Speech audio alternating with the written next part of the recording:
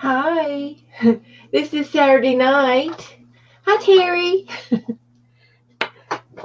Saturday night. This is going to be an art show, and I will be interacting with the people in the chat room. So if you're watching this at a later time and you would like to speed through, please do speed through and get to the good parts. I'm going to have a co host. Colleen's here. Terry's in the room first. Hi, Terry. She's number one tonight. That's a good thing. That's Hello. a good thing. So, yeah, it scared me. I was sitting here waiting a few minutes before I got on, and Terry started talking to me, and I said, "Oh my gosh, how'd she know I was here?" Oh, that's weird.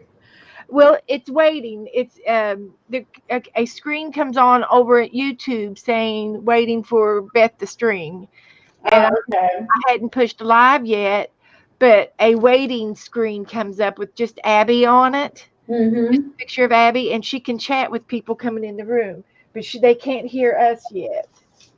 So that kind of scared me. Oh, you saw the chat. You can see the chat, but she don't see you yet. Yeah, That is scary that your camera's working. You think it's not on. yeah. Like, oh. Uh, it did alarm me. So, uh, so, but anyway, I'm just going to wait a few minutes and get some more people in here. Hey, everybody. Hi, Terry. See And I thought Mindy. maybe I would. Everybody. Hi, Terry. And, oh, sorry, Mindy. sorry, that was me. That was me. I turned it off. So, hi, Joan, and hi, CB. How's your arm? Has it peeled? Have you peeled all the skin off of it? Hi, Mindy. I wanted to do a survey tonight, but I'm going to need you all to really, really, really put your thinking caps on, and I want you to really, really, really, really help me. The past couple of weeks, we haven't had a whole lot of bingo players. The arm is good, no more white skin. Woohoo! Okay, condition that thing. Um, and so I thought, well, for a change, if you want to give bingo a rest, then we can do something else. But while you're thinking about that, I'm going to show you my fall book that I've got started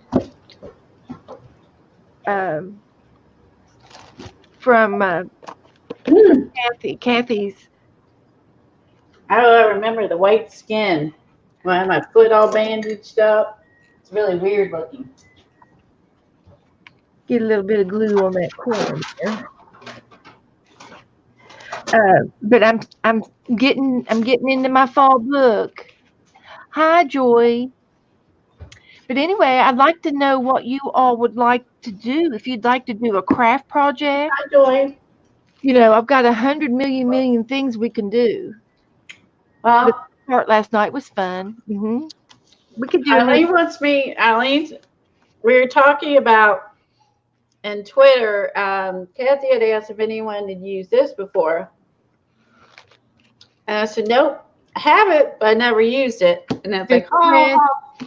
What's it called? Distressed. it's just a collage medium, but it's like colored. Oh, huh. And you put it over top of your work. Over top your images or stencil to have the The so if you want antique. them to look more That looks good. more aged. And I said, yeah, I have it, but I've never used it, which is kind of, which doesn't surprise anyone. And then Eileen asked me if I had this book, and I said, yep, but I don't think I've used it. No, that reminds me of the book that you gave me of different techniques. So she wants me to Okay. work on something in this book tonight. So that's what I'm going to do. And Kathy, if she gets off the couch, might do that, but the dog's keeping her down. Kathy, are you on the couch snuggling with Jack? Kathy, now come on. I'm sure we could get a bunch of other girls to come in here if they would do it. Oh, thank you, Terry. So anyway, I'm just going to show you what I did on my pages last night, and then I'll let you show your book a little bit. I'm trying to figure out what I want to do. Okay. You can come in and see what Do you you want want. to show your book first, then flip through it? No, you can show your book. That's fine. This is just 3 or 4 pages that I did in my fall book. And if we do a prompt game tonight, I'll do a fall prompt and put my page in here. But here's the house that we did last night that was a folk art from Colleen's book. And she painted her house, little teapot house, and I paper pieced mine. And it was cute. So we could even do another one of those tonight because it was a lot of fun. It's called folk art. And I do have things on the back, but I haven't really. It's just a piece of paper that's glued down. Nothing really on the back side. And this has got a turkey, but that's all that's on this side. It's just sort of decapot glued, glue stuff. Hi, Dot. Hi, Dot. She wants us to pay more attention to chat. I think she was trying to talk to us yesterday. We weren't seeing it, so I told her we'd do our best. Okay. We need to. Okay. Sorry. Okay. We all of our faults. An impromptu last night after we did the teapot house. I had a grocery cart, and I knew I wanted to put it in my Thanksgiving book because that kind of reminds me of shopping. So I decided to go shopping, and Joe ran around and found me some grocery ads, and I found this turkey, and he's behind that post right there. There's my turkey. And so I thought, oh, he can go in the cart. And so one thing led to another, and then we have Uncle Percy over here, and he's got the big kitchen knife out, sharpening that up, ready to take care of old Tom.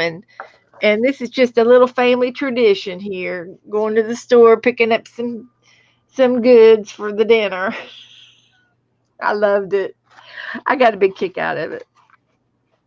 And that's half of the battle of your book. You liking what you do. So, that's fun. So I don't know how many pages I'm going to be able to get in this binder because I've left the pages folded. And here's a pumpkin that I did yesterday, just in colored paper, orange and yellows. I just tore them up, painty papers. And I've got a quote: "Autumn arrives early in the morning, but springs at the close of the day." And I got a couple of glue things here. I just glued this down. This is part of a napkin and a card on there. And this was a piece of calendar with this old-time little village house. There's a village in here because there's a church and there's a restaurant. Then I put a tag on here. And then this was out of an old magazine book that had advertisements over the years. And it was it was a library book that I got. And I thought that was appropriate because it has the Thanksgiving parade. And this is I just glued down an odds and end pictures. I just glued them down. This was a stamp. And another quote: "Everyone must take time to sit and watch the leaves turn." And then this was the prompt that we did last week. And we're going to do that again tonight. And this is just a couple more glue pages of things that I've glued down. And that's all that I've got in here. I've got a lot of stuff to use. I've done some Mod Podging, collaging is all I've done through here. So that's all of my book that I've done up. So we can take a page out of the back and get ready for tonight's page.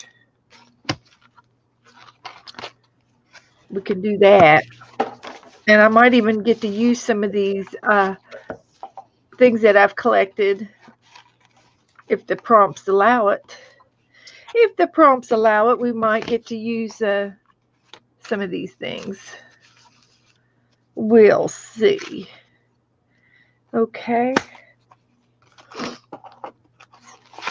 So I'll let Coleen show her book and tell us all about her little book. Crackle paint one looks interesting. Except you gotta let it dry overnight, but maybe something I could just prep and do. This one looks interesting. This one is the applying crackle paste through the stencil, and then which I've actually not done. Do not force it to dry.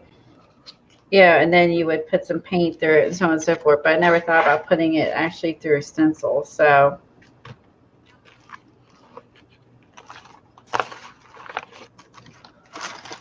actually they have a lot of techniques in here to use metal leaf for. Almost every technique in here you can actually use your metal leaf. Oh yeah, okay.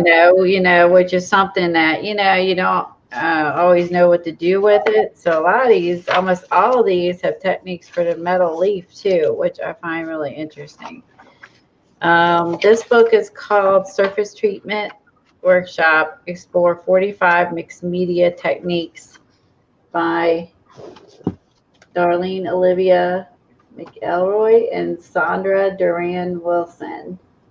Oh. And I got this a long time ago. This book is from 2011. So been in a while.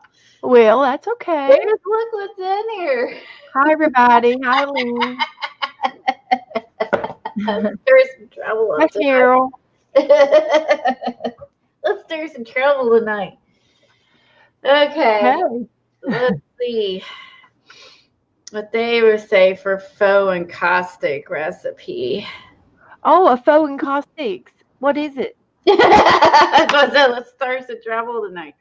You got my interest up. I've got my beeswax right here. You have every book that I've shown. Jennifer's a bookaholic too.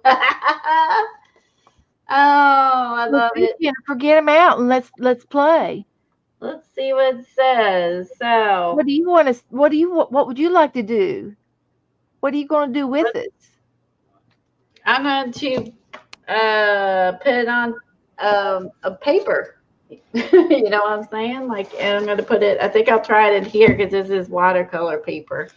Okay. It says encaustic is a technique of painting with wax that garners a beautiful surface. Engraved this technique achieves a similar effect using acrylics and gels. The key is the layers, and add something to each layer and gives the eye some distinctive layer.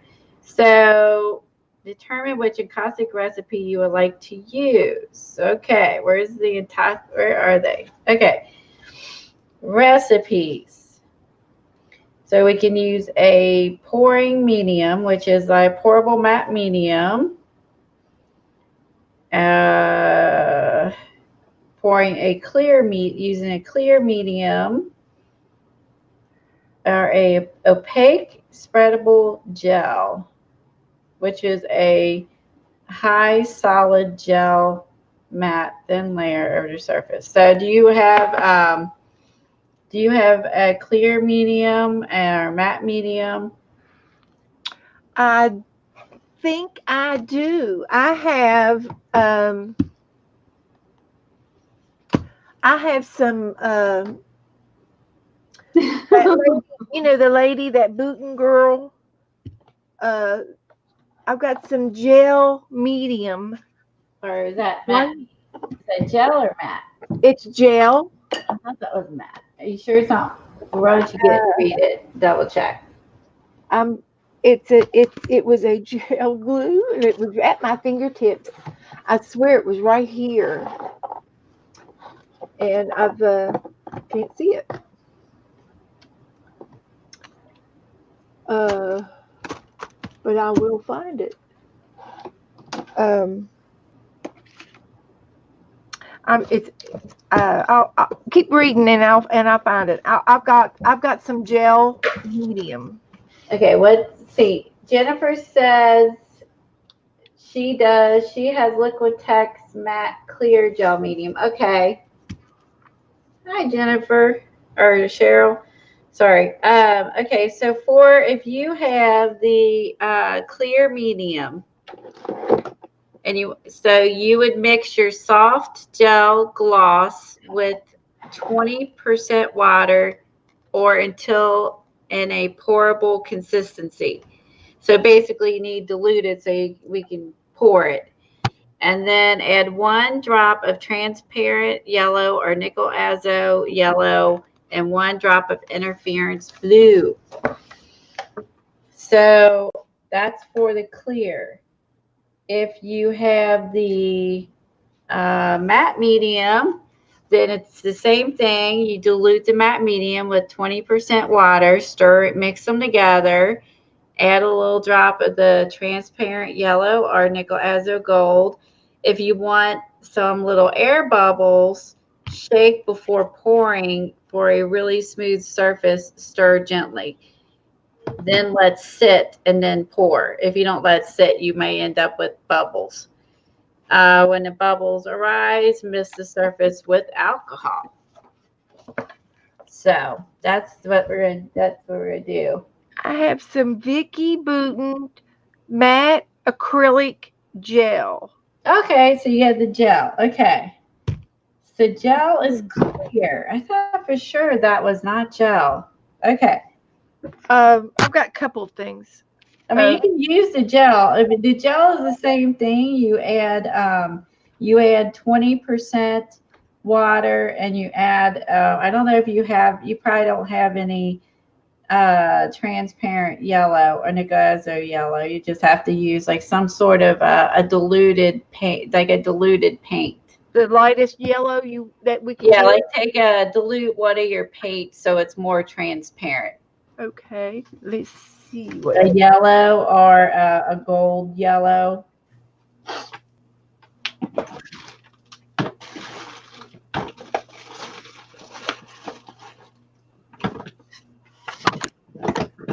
Okay, I'm digging. Okay. Yellow I got in here. What are we going to do? We could do variations. So there's this one. Is yellow the only color that or is that just the first step? A yellow or a gold or a blue? You want yellow, gold, and blue, or just yellow? It calls for yellow or gold and blue. You okay, Smokey? You dreaming? You okay over here? You all right? You okay? You having a dream? You growled at me. You okay? You okay? You okay, baby? I'm sorry. He was just acting really funny. It was a really bad dream happening over here. You okay? Oh my goodness. When I woke him up, he's growling at me. So he started growling. Oh my gosh, you must have startled him. Yeah, he was having a bad dream. That scared me. He scared me. You okay? You okay? He's just checking on you. I'm worried about you. That's a bad dream. Yeah, you're okay. Is some big doggy chasing you in your dream? Huh? Did you have a bad dream? Oh, you hate to see that. He was just jerking and working, and he's freaking me out. He was freaking me out. He's over here jerking and switching and Oh my gosh, he had a nightmare. Sorry about that. He had a nightmare. That scared me. You okay? Yeah, he's still kind of like, yeah, like he's still trying to get. That was intense. It was an intense dream. How's this for gold? Okay. I got a little plate. That, let me see. Is that gel? That paint gel? This is Jot Okay, temper Terry. paint. I can't read the fine print. Well, we'll squeeze it out so I can see it. It looks like gel. It does. That says tempera paint. I don't know if tempera paint will work. That's right. Well, we're gonna try it. We're gonna Okay. be brave. I don't know if that's going to work. Tempera paint's different. We are going to be brave. I do have some other gold Okay. that's in the acrylic, but we're gonna be All brave. right. I So got we're going gold. I also to. have some of this medium, floating medium liquid. It's clear that helps make your paint go longer. Um, it's an extender.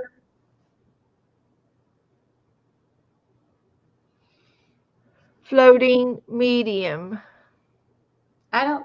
I don't know. That might help. I This don't is know. this is to help if your paint's too thick, it helps thin it out if your paint's too thick. It's a floating. Yeah, yeah. Try. You could try that. And then I have a little bit of yellow, and I also have I'm out of my. Oh, I do have some. Yeah, Here. that's what I thought too. Regular, not gel to mix with paints. That's what I Okay. figured too. I would go with the regular. I'm with Okay. Jennifer on that one. That's fine. That's fine. And 'Cause- I do have a gold. I do have a gold, but my brain, my eyes aren't looking for it right. Here's my gold. It's a coppery gold, and I've got You want a light blue? The lightest blue I have. Yeah. I got a cloud blue. Okay. Hi, Debbie. Yeah, he was like having two. Okay, let's try transparent. Okay, okay. So in this one, we're after you mix the stuff, we're going to apply acrylic drops onto your surface. Surface is wet. Apply recipe. Man, they're thicker. Da, da, may take. Oh, hold on. We need to do this overnight to dry. I just read that. So what we could do is we could start this and then work and leave it dry and then work on it another day and We can move work on on it. Okay. to something else. Okay. So we'll get it started and then because it says it may take overnight to dry, so we could do is then we could start this project and then work on it later. So let me get something else to work on. Like a separate thing.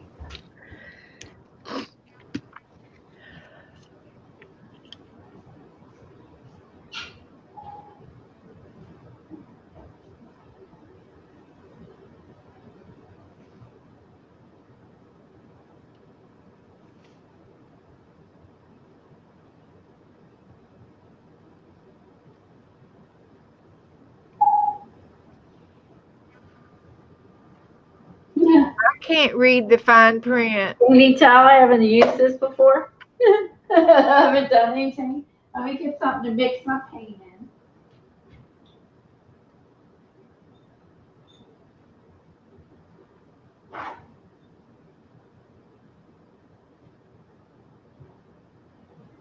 I was looking for some kind of color on this. It doesn't say. Yeah, I just don't know anything about tempera paint and gels, so she's not going to do bingo tonight because a lot of people haven't been playing along, so she was planning on doing other stuff. I need for you guys to put your thinking cap on. Uh, if you're all are tired of bingo, what else do you want to do other than just you want us to just craft? You want us to paint? You want us to do new techniques? You want to see something old? You want to do something new? Open. I'm open. Pour it in, kids. Pour it in. Tell me what you want to do, what you want to see, and we'll do it. If there's a bunch of you that want to play bingo, we will definitely play bingo. But I don't want to play if there's just one or two. When I did this, I stamped with the archival ink on the paper before I did the pour. Okay. Okay. All right. That I don't mind that. I like stamping.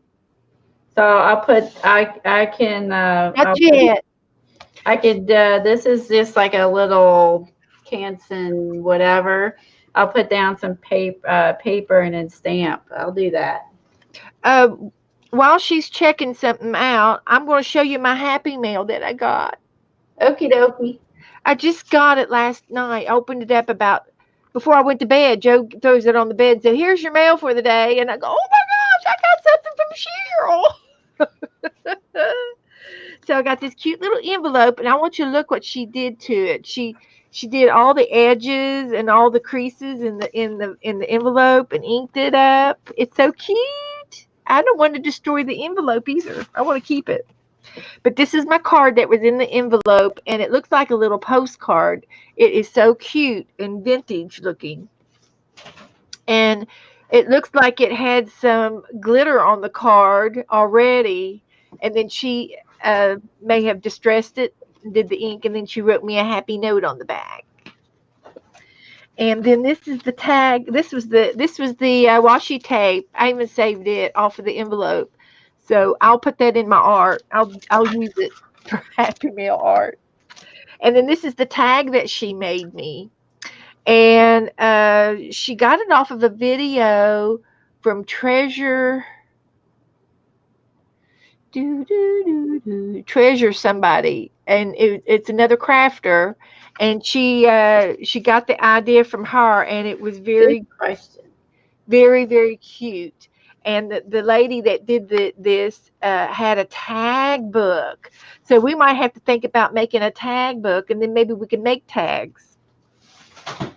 But you can see it's got pretty paper on the background, and it's done on like a cereal box or something. And it's got a playing card on here, which has a beach and a bottle. It has a letter in a bottle. There's our letter in there. Can you see it? There's a letter inside that bottle. I just know it. It's corked. And it's the backside, you can see that it's a playing card. It's so cute. And a stack of buttons. And I remember these little guys. I don't know, I may have sent those to her. Those are cute little copper sequence table scatter. And it says life is good on this side. And then the other side is so very grateful for your friendship. Isn't that cute? Looks like a tea tag. So this is from Cheryl. She's one of my faithfuls. And I love it. I love the doily. I love the texture on here.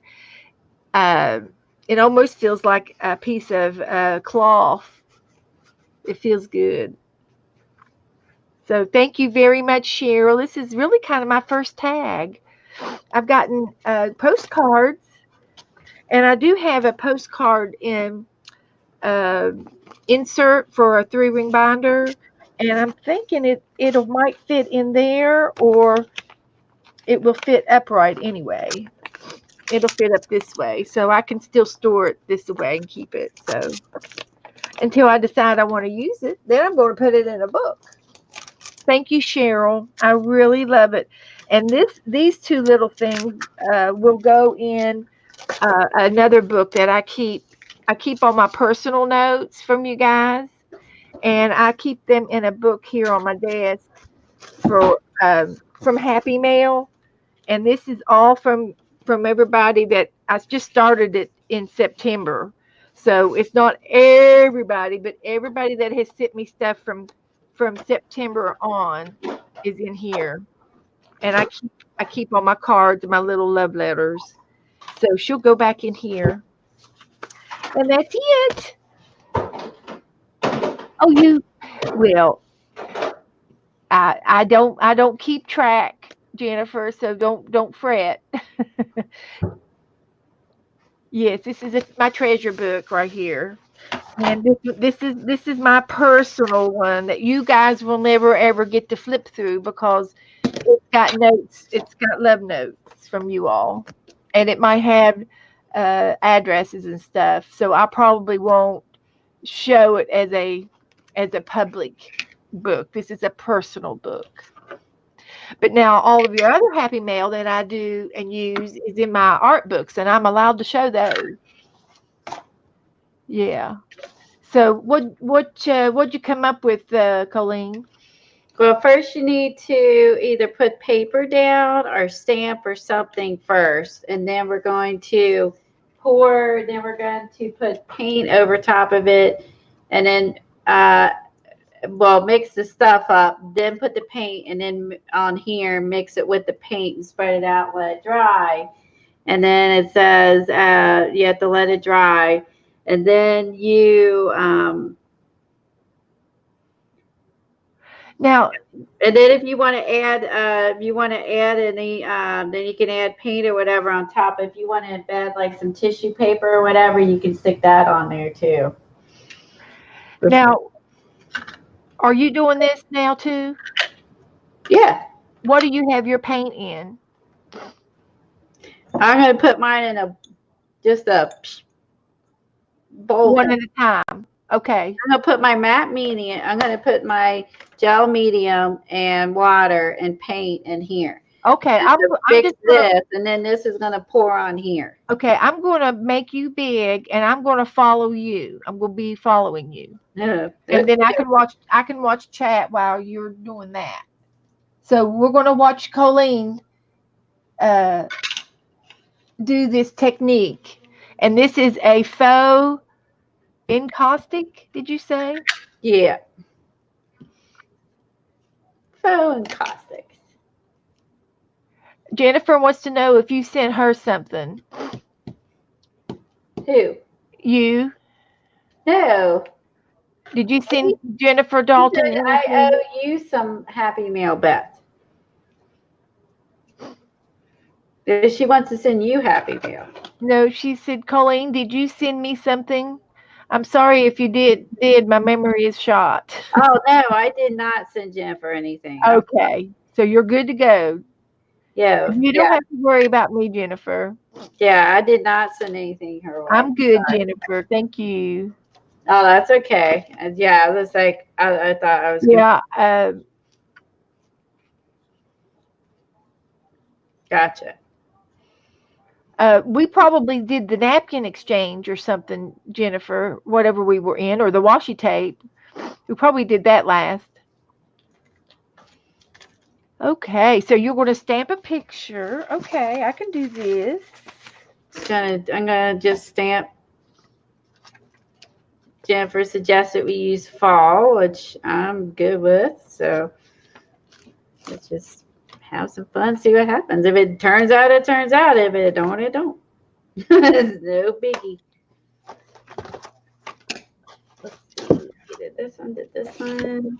Which one haven't I done? I did that. Haven't done this one.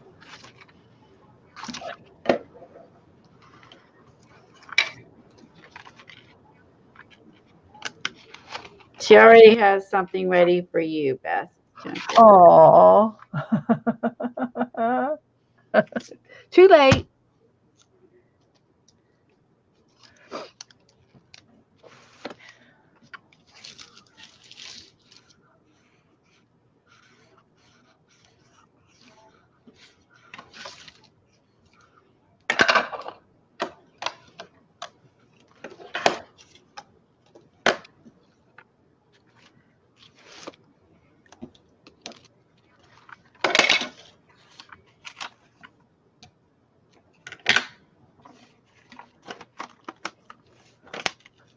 I like this little tiny one.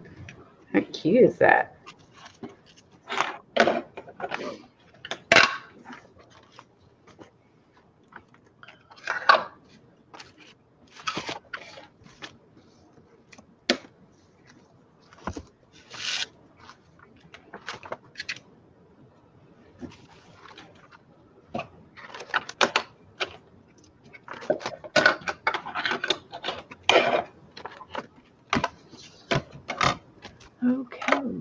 stamp.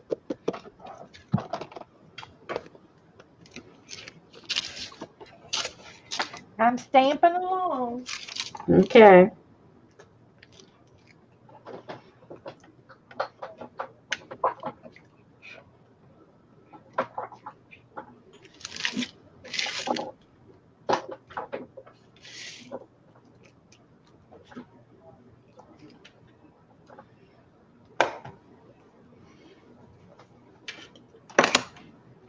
See if I have any other false. Please. Let me look in here.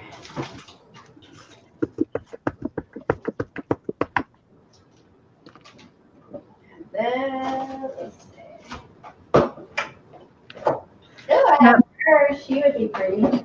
You think this is going to probably be messy enough for me to take my page out of the book? Is that what you're saying? Yeah, because we're gonna you might want to do it Okay. on a separate piece of paper and just add it to your book, just because we gotta leave this I can for. add it back in. Yeah, Okay. it's Yeah, gonna I get can add it back in messy. because it might get a little messy. Yeah, I agree. It's gonna get really messy. So I think I would not. If you don't want anything messed up, I wouldn't do that. Okay. Yeah, if I like it, this is something I can't not. This is like a little thin cardboard thing, but Well, I've got it's just mixed media paper, but I've got it on some wax paper in case we make a mess. going off screen. Sorry, guys.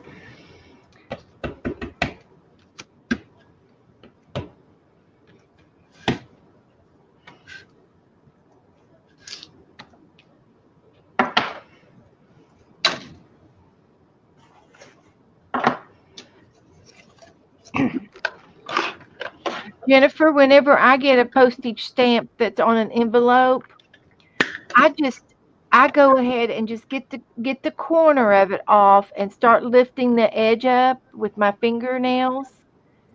And I peel it back until it starts to pull the paper, and then I go to another corner and peel it up, and I might lose the sticky stuff off the back of the stamp, but I'm always able to save the stamp.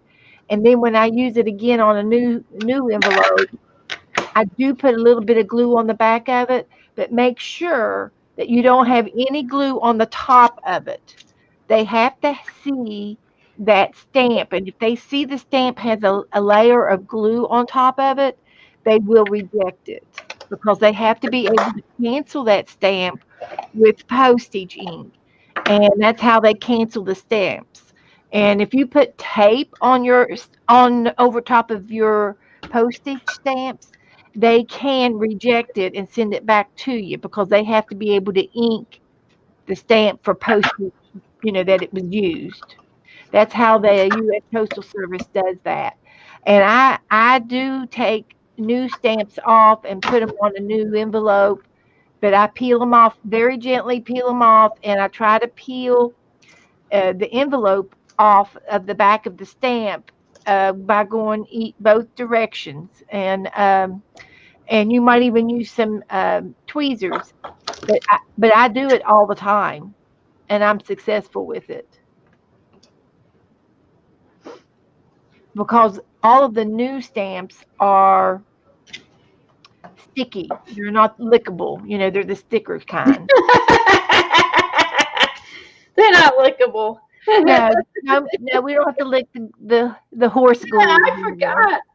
I'm surprised we all haven't been sick from licking all those stamps all these Honestly, years. I never thought about it till you said it, but yeah, I mean, I kind of forgot about the fact that we used to have to lick stamps. That's why I thought it was funny that I can't even remember last time we had to do that. Hi, That's funny. Helen. Hi, Mindy. Things we don't think about. Hi, everybody in the room. There's 35 of y'all in here, so hi, everybody, 35 times. Oh, God. Yep. Yeah, like some people, I think I remember the post office, they would have a sponge out. You could use a sponge to. Yep. They had one on a stick with water in it, and and it wet itself. I love that thing. Yeah, it had a sponge you could use if you didn't want to lick them, and they It were was like a paintbrush. nasty tasting too. They never tasted good. You at least thought they would make them taste good. Nope, they didn't. They did not. Hi, Shauna. I'm gonna add some acorns on mine too.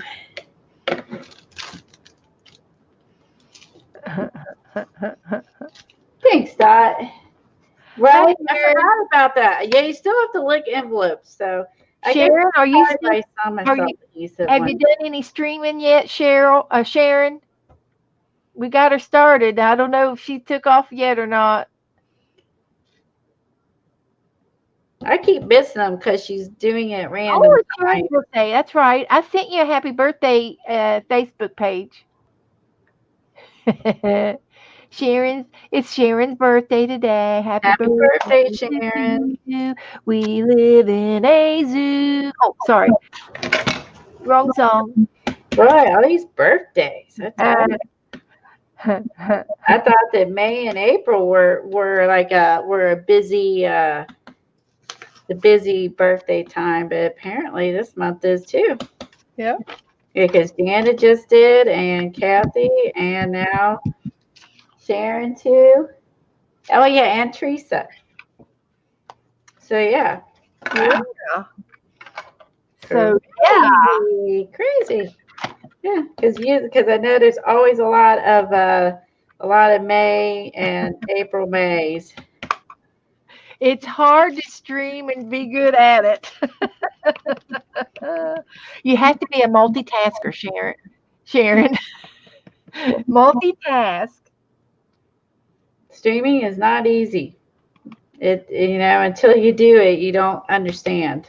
Yeah, it took me a while. It really did. I mean, uh, the first couple of times I was like, "Oh my gosh, what am I supposed to say?"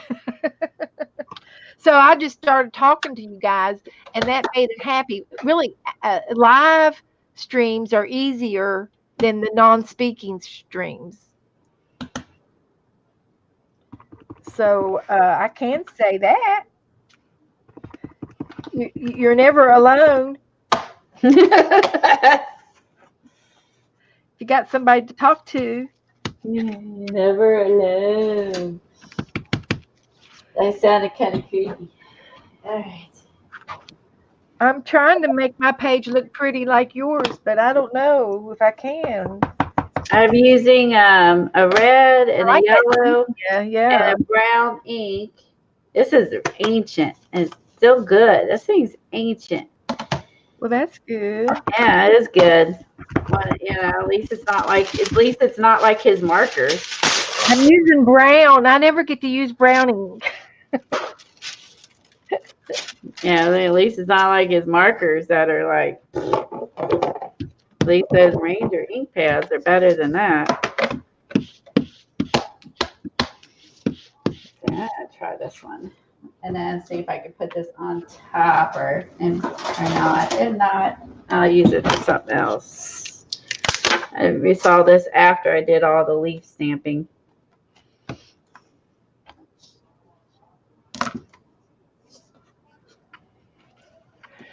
Oh, you're not too salty, Sharon. I don't know what that Salty. means. She says, I'm afraid I might be salty. I don't think so. Salty? Salty? I'm confused. What does that What's mean? salty?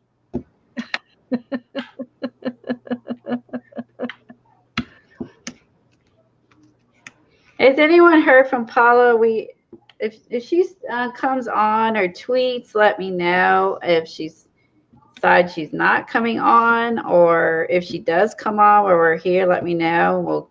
We'll get off. So if someone could keep track of that, I would appreciate it. I'm gonna switch it all over because this is a very old pad. So I'm gonna make sure I get that. We'll see if this is good enough or not.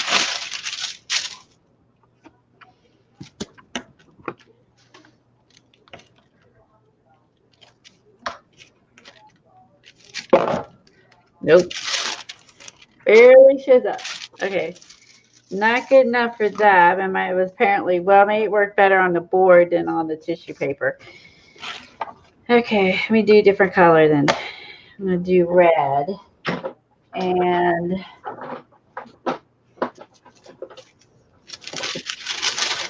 maybe I should let's try this.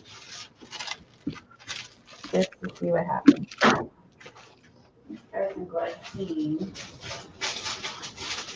All right, got the brown done, and I'm going to use a cherry cobbler instead of red.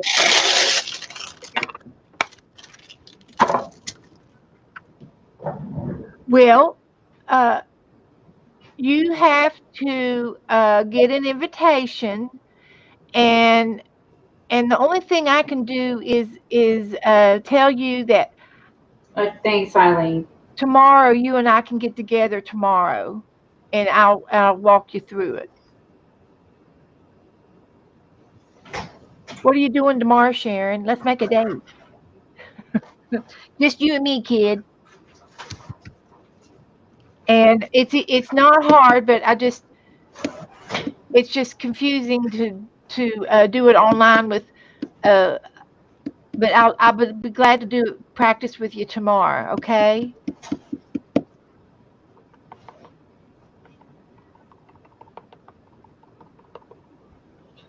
Seriously. Oh, I forgot I had this one. Whew. This one might have been pretty to use. It's got pumpkins and leaves and Yeah. I used every one of those little stencils you gave me yesterday, the day before, in Kathy's book.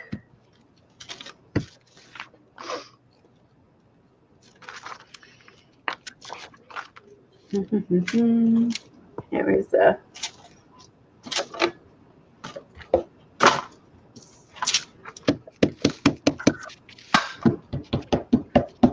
Okay, I'm almost ready.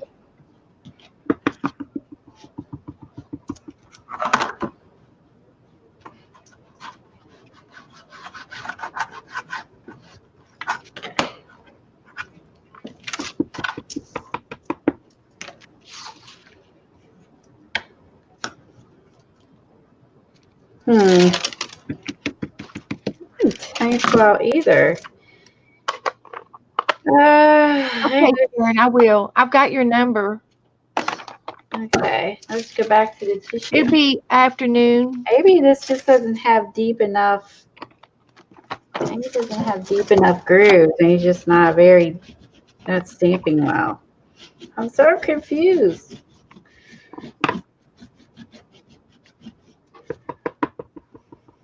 Why am I having so much trouble stamping with this? Maybe I have to use black archival ink. Maybe it's easier. I just don't understand why What did you do? I'm having issues with getting this stamp to show up. Maybe it just doesn't have enough. Some stamps have got deeper grooves than other stamps. You know what I'm saying? Yeah. Well, I know first time you really got to get a good juicy. I've used it before, but I think it's like a. And sometimes if you use a spongy ink pad versus a harder ink pad, I've got ink pads that have sponge on them, and I get more ink off of it that way.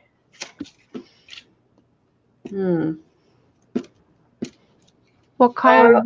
You're using orange. And I'm just trying to, but this doesn't work. I mean, I could always use black, but I didn't really want it to be like in your face. Like, well, you don't have to press it down so hard. No. Practice it on a white piece of paper first. I mean, maybe it's just not going to work on the tissue paper. Maybe I'm only going to be able to use it on cardstock, but I really wanted to kind of embed that in just to see. Of course, if I had the little stamping pad, it might also work better, which I used to have, but I don't think I have anymore, like a little foamy stamp pad for difficult stamping images. I've got a piece of what I call kitty foam. Yeah, that's what she's trying to do, Joy. It's stamped. It's still very, very, very, very light Yes, though. spongy inky ink pads are more have more pigment. Yep. So I'm I've trying to got think. I don't know if I have a. I don't know if I have a spongy. I well don't know. all of I've got Stampin' Up ink pads, and the black one is a hard ink pad, and all of the colors are spongy. Yeah, yeah, we got that. That's okay, Joy. Keep it Uh, upside down and rub it on top of the paper. there you can see it. It's just you're It's, just it's using a very light color. subtle, but you can see it. I can see it. I don't know how that's going to show up. I was hoping like I could. We put the pour on it. I was hoping I could sit this on here. I would I do was it going in to do. black. I was. I would do it in black, and then when you poured and then you want to put that on top of it, that would be perfect. I was thinking I would. I was also thinking I would use some sprays and spray this, but Hi, Deb. let me think. But then would that get that? Oh no, that may not work because it have to be permanent because then it would get activated with the gloss. Did she say wax paper or deli paper one? Either one.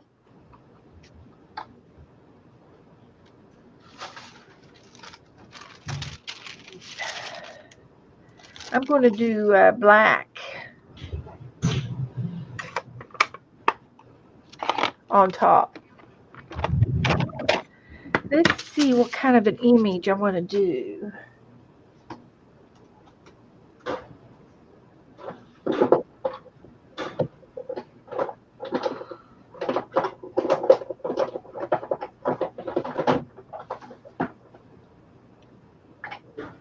One of my favorites, no doubt.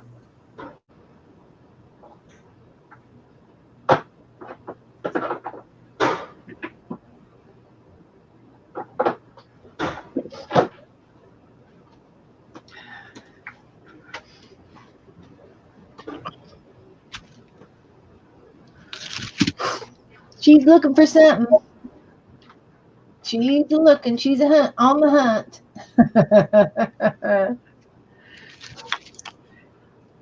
These are a couple of my favorites. On the hunt.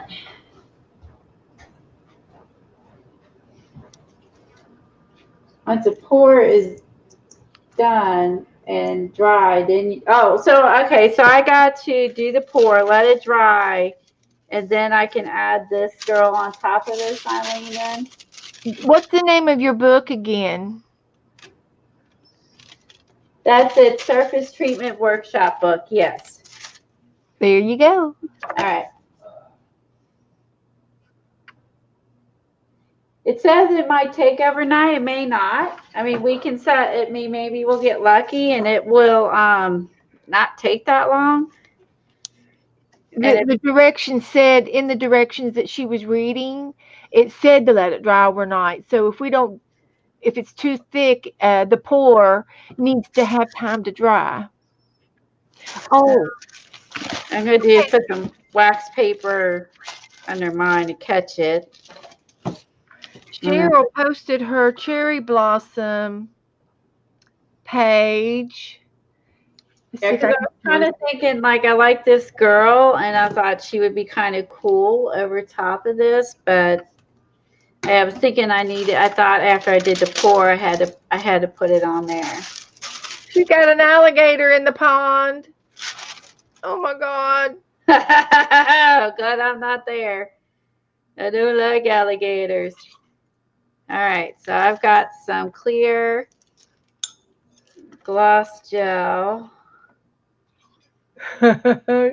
It's Way to go, Cheryl. definitely getting yucky and needs to be used. So I can tell it's a little weird. It used to be not as thick. Way to go, Cheryl. That's good. I like it. All right, so now I add a little bit of water to it, and She's got some Oh, statues over there in the back. Woohoo! You're awful close to the edge. They must be feeding the alligators. Yeah, don't add too much water and do a little bit at a time. That's a too good late. idea. Too late. Um, if not, I can dump it and do more. It's just kind of gloppy. I'm trying to decide if this stuff's any good or not because I'm pretty sure this was pretty liquidy before. It's Thank you, definitely Cheryl. thicker Okay. than what I remember it being. Kind of like it's kind of weird. Is that the way it's supposed to look, Eileen? Use an old brush. Okay. Doesn't look very. It looks very weird, right? It looks like it's curdled. It does. It looks curdled. Do you have a little whip? One of those little whippies for the kitchen? Yeah, I don't know. Creamer, So those, we're going those to the whip. kitchen getting What more what are stuff. those called? What are they called? Whisk. They're whisk. Oh, don't dump more gel. And then Eileen's telling me more gel. And then One or the CB's telling me no, add more gel. Well, I can tell you it's not quite, it's too thick at this point to pour. So I think I need Cheryl more did this one water. too. I I'll show you this one too. The Natural Arch in Utah. It's She's still got pretty it's like a thick. billy goat up there, and somebody else is climbing the cliff with a house and a car and a horse. Woohoo! Way to go, Cheryl. She's working the farm. She's got a, I can't tell. Oh, she's putting her boots on. Does she have a hook for her hand? Did you put a captain hook on her? It's really gloppy. I'm sorry. She did something to her hand and her leg. That is so funny. That's good, Cheryl. You did good. That is cute. She's got a leg and her hands are over there. Uh-huh. Okay. That's a good one.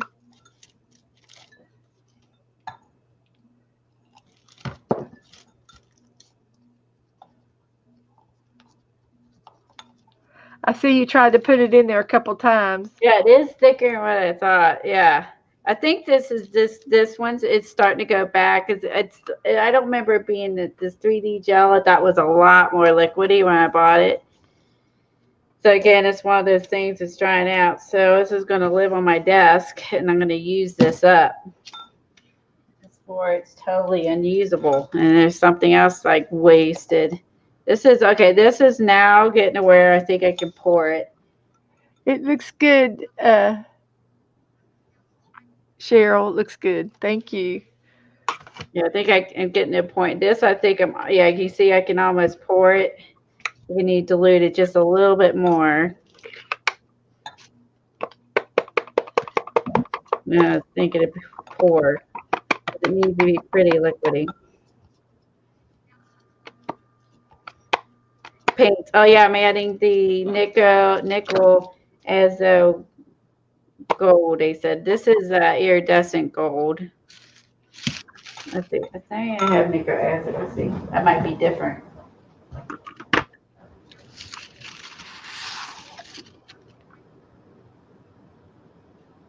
Oh wait, I have nickel acid gold. That's this one. Never mind.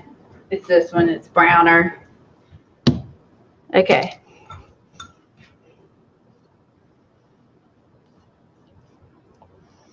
I think this will pour. I don't know if I made enough up for this. So, Eileen, have you done this before? I think she has. Everybody has it. They know how much we need. It looks a little foamy. It did say something about air bubbles. on here.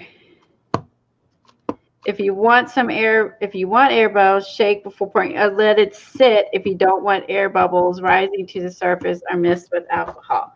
So after I do this, I'll need to let it sit so that way the air bubbles leave. Okay, and now we're at the point where now I can pour. Okay, so let's add some. She said she's done most of the techniques in this book.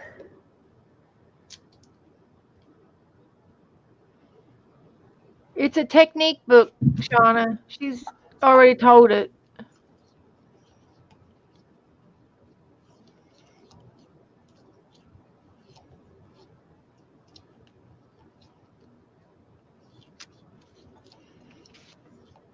Dude, I've had it a long time.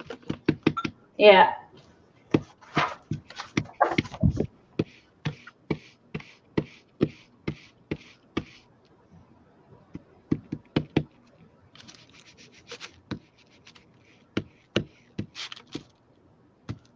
This is a book we're working out of, and we're doing a faux encaustic technique from it.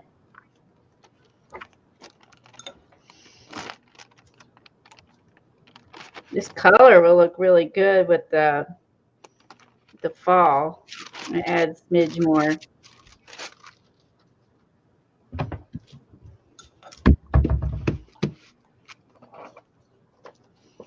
So I said to add one drop or two. Okay. So I've done two. So far I've done 2 drops.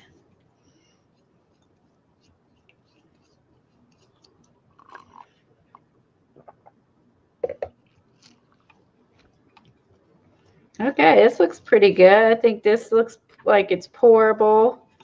And I got the color mixed in. It's not lumpy and weird now. And so what I'm going to do is let this sit a minute so the air bubbles chill out. So that is pouring medium, water, and paint. Oh yeah, blue. This is I used I use a transparent 3D gloss. You can use a matte medium or a gel that's not gloss. Where some matte medium, some sort. Okay. What was the blue?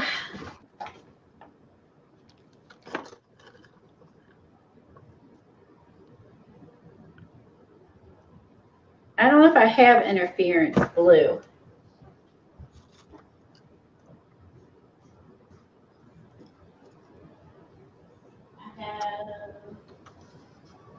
So do you want to add the blue to this, the blue and the yellow, and it'll make a green? Is that what you're trying to do?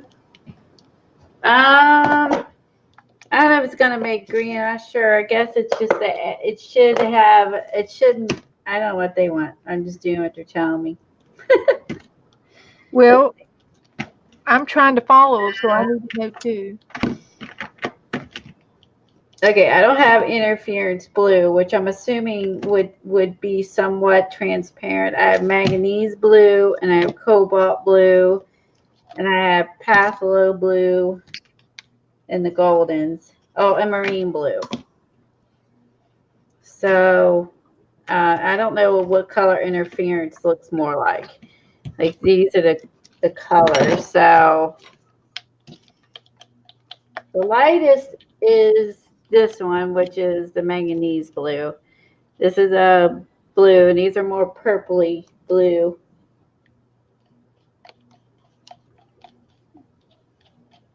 Oh, dragonfly is interference. Oh, shoot, that's smart. I was thinking I still had to stick with goldens. Okay, that's a good point.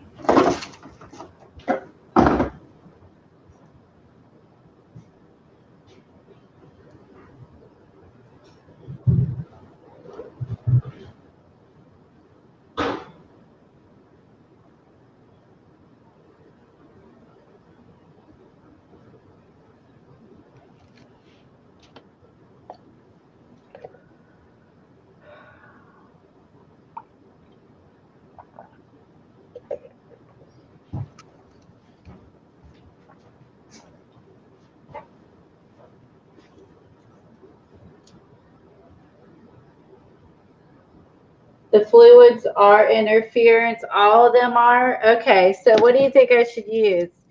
I could use this dragonfly violet blue green or blue green gold, or I could try.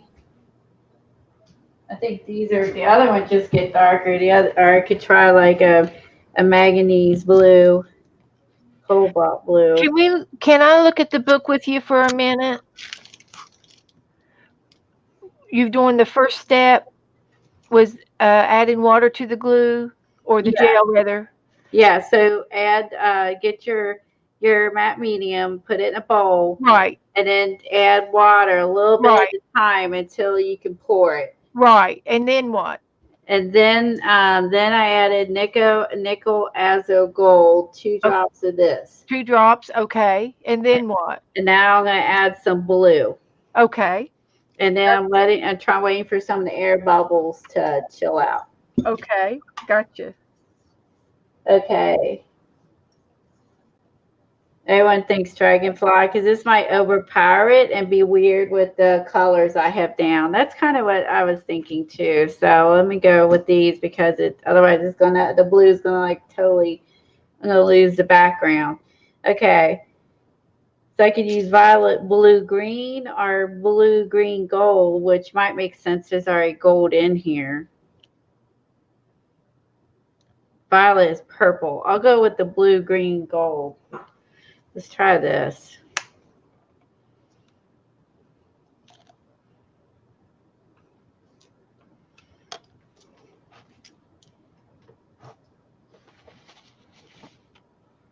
Two. 1, 2. That'd be neat because that'd give it a nice sheen and a little bit of color and some like shine. It's already a gloss gel too, so this could be really cool when it gets done, when it gets mixed up. Of course, I don't see any of the interference yet, but if I can get some of the sheen would be good. I'll do one more drop.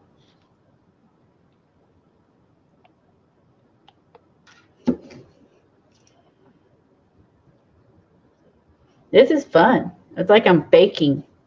It's a recipe. It's like it's a recipe, and this is like, dough.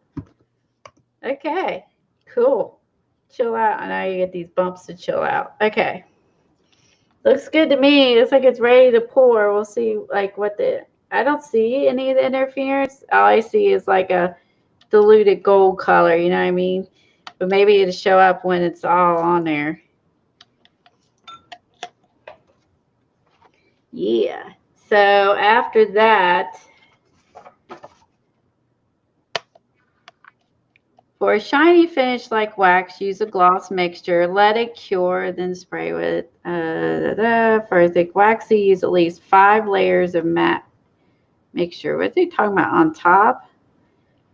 If you pour layers, you don't want medium to run over the edges. You'll need to mask the tape off the edges to create a lip to prevent medium from flowing all over the edge. Okay, mask Okay. off the edges. Okay.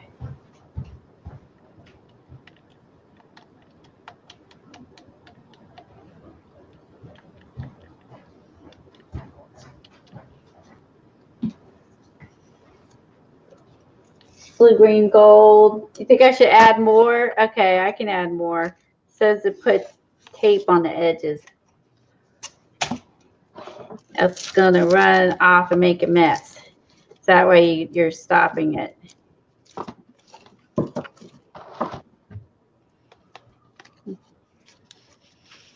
This also means your edges won't have any color, but it kind of makes sense. It frames it too, so it should be all Yeah, right. of course it'd be helpful if you don't get your tape mangled up before you put it down. Okay, I'll put more of that on there.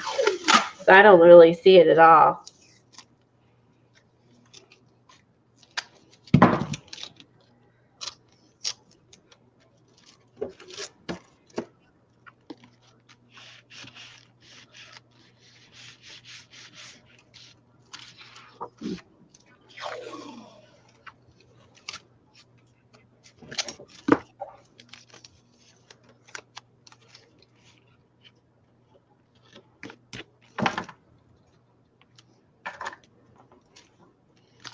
All right, let's add a smidge of this more.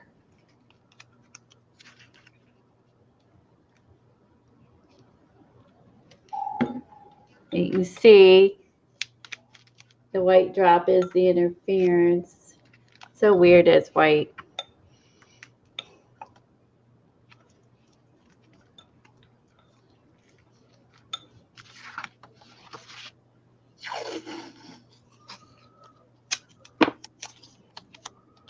Do y'all think it's too thick still? You think that will cover my whole canvas? Yeah, it should. Oh, I see a little bit of blue in the bottom now. A few little blue specks in the bottom. I just feel like it. I feel like it might need just a smidge of water. I feel like it's still not gonna pour.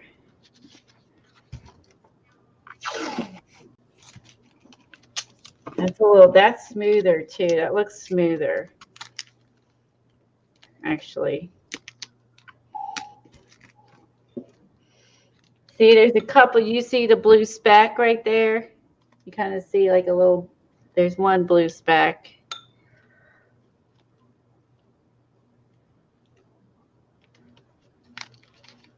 See if I see any more blue specks in there. If y'all think I could just add a little more the golden in there, or a little more azo gold too.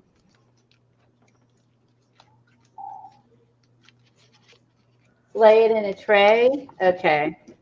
To catch it. Okay. I made my tray. I rolled my washi tape up on the edge.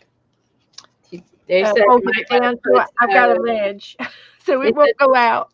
I don't know. It might be a good idea to just put something behind it. I might do that, like a foil pan or something to catch it on. Probably not a bad idea. I folded my tape down just a quarter. 1/3 of it is folded over, and then the other third down, and it made it a wall. I've got a little mini wall going on here.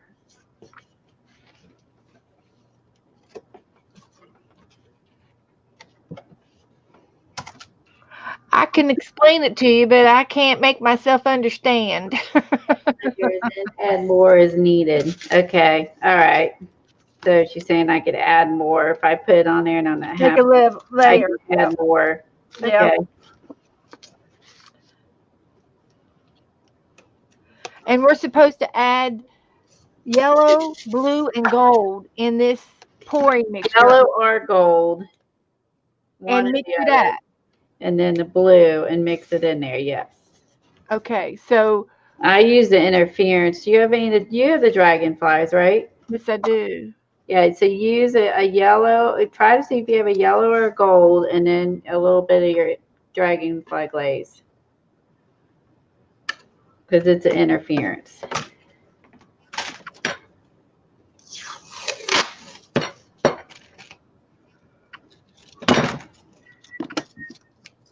Good luck. Cheryl says good luck. You're gonna need it. Yeah, good luck is what we need.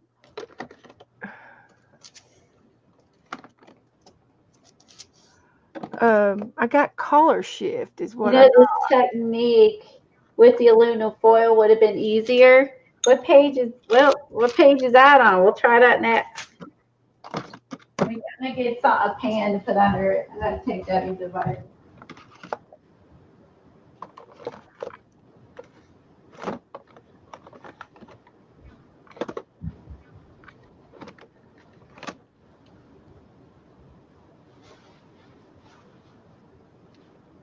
Color shift, and I thought I got some dragon.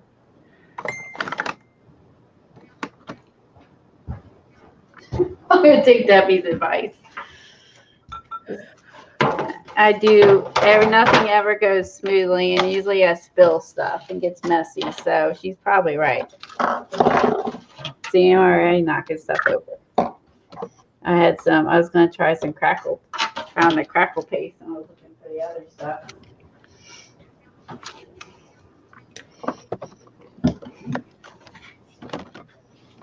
You don't remember? Okay, I'll look and see. I got some of this, but it's older than it's antique.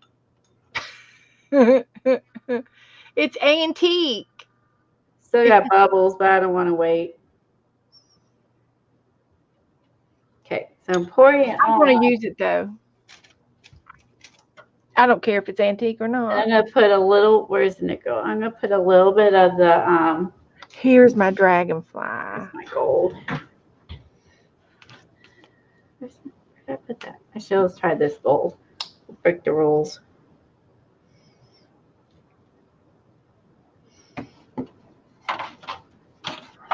That's really gold.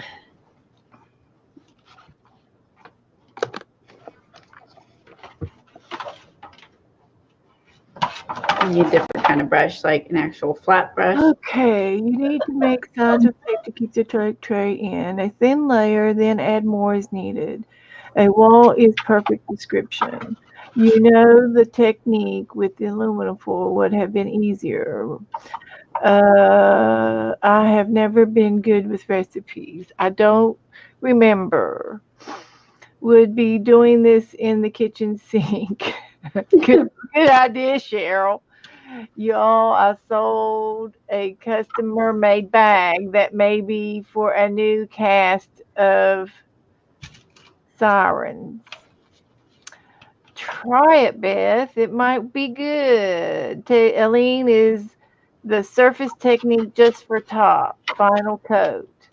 Pan is a great idea. No, Shauna. Yay, Debbie. Great, Debbie. Nice, Debbie. Wonderful, Debbie. Go for it, Beth. This will be encaustic with a surface design. Woohoo! I like that. So So I'm going to make my own concoction. So I'm gonna add this. I'm gonna add a smidge more gold. I am. There it is.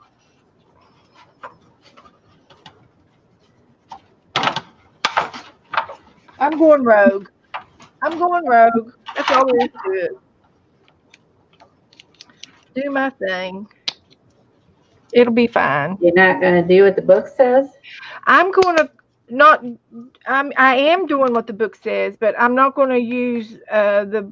I'm just going to use what I have on product, and it's going to be use the yellow or gold in your dragon. I'm going to use this gold. It's a gel gold. It's a Jot brand. I have no idea how old it is or where I got it or how long it's been in the drawer. But it's a yellow collar, but it's sparkly with gold in it. So I think it looks really cool as a light yellow transparent. I know you can't see the yellow very much, but it is yellow. And I think it's going to be perfect. I see what you mean. The stamping looks really cool behind it, Eileen. Glad you added that. I see stamping. So, I like the stamping I'm behind going to go it. with this antique. Then maybe I can add the girl on top. I'm going to do this antique blue iridescent special effects glaze. I bet you this is probably the antique diamond glaze used to be. I bet this is antique diamond glaze. I wonder if I should use a knife and spread it more evenly.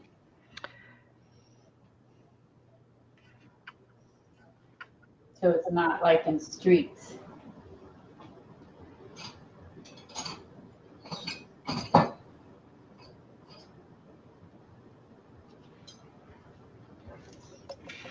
It's a coming. One big glob will do it. it's really thick. And I do have some matte medium, floating medium, but I don't think I'll need it with. I've already got that gel medium in there. So now we can pour it after we got those items in it. Yep.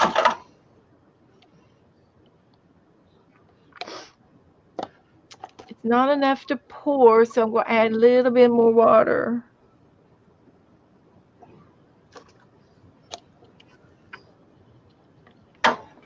Yeah, I need to smooth it. I'm gonna use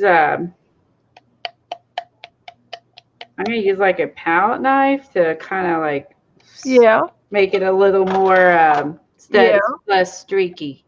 Because with that brush, it was really Either that streaky. or a credit card. A palette knife would be perfect. Because I was thinking, I mean, for wax, it would be smooth and not like, see, that side looks better than this side. It's streaky.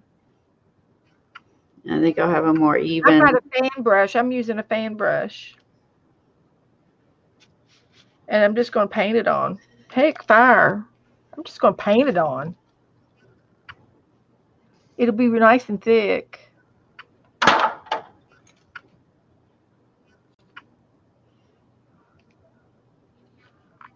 I'm doing my own thing.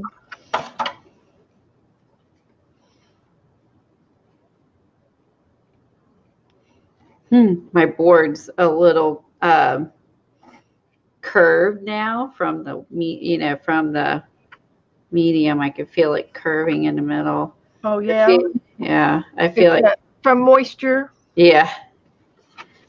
Ah, shit. Now we get to put the wax paper figurine on there.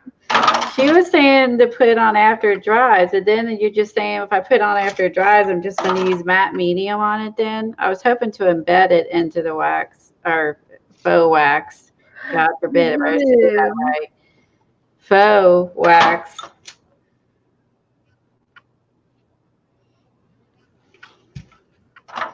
Faux encaustic. It's not even wax. It's faux encaustic. It's just glue. It's more like decoupage. Jumping on the whatever, and I'm not saying it right. Reminds me of decoupage. Just saying.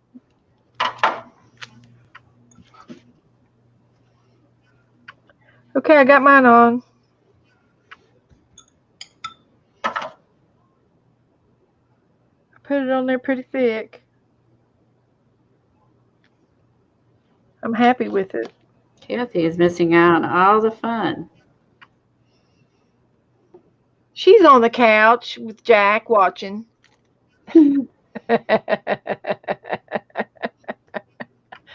Yeah, Helen, I use that fan brush for everything. I use it for glue, paint, you name it.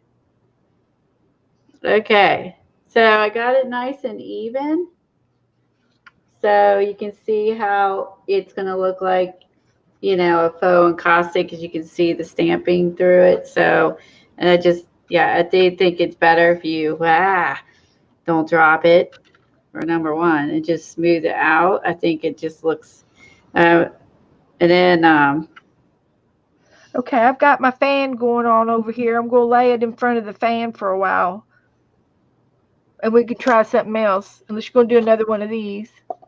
okay, I'm going to sit do another one. I got enough leftovers. I can still do one. And then I've got these. It says to just let it Yeah, dry overnight. So I guess it doesn't, I don't know why you can't use your heat gun.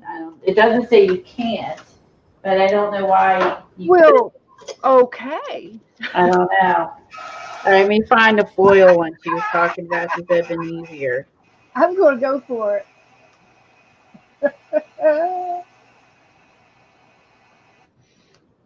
Create a background, apply a thick layer of soft gel, and another opaque pouring medium, collage another layer, a glaze, a spray, and varnish.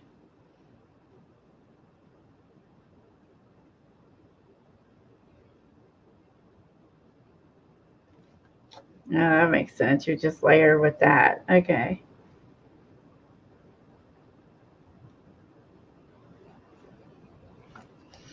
Let me find the foil one she's talking about.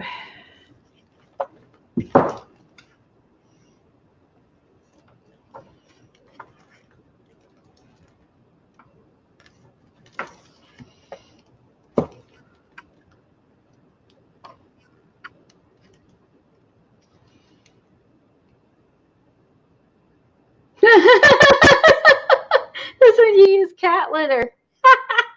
Cat litter. Oh, God.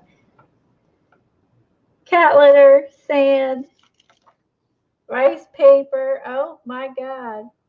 For archival quality, use wood pulps or food products like coffee and high something something that are not archival.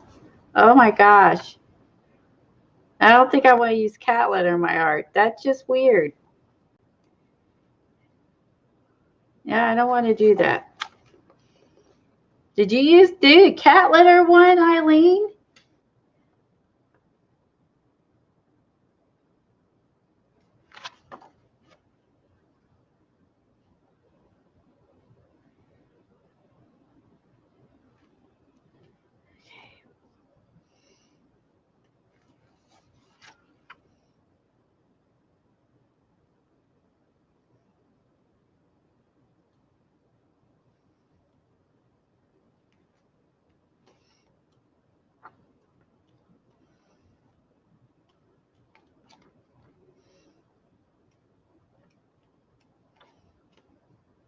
Oh, they saw to do a mask. I actually have plaster claws, but I don't have a mask. I have ceramic stucco. I have that. The string stuff, you have to mix it and leave it sit before you can do it. It's ventilation tape. Is that what you're talking about with the foil, Eileen?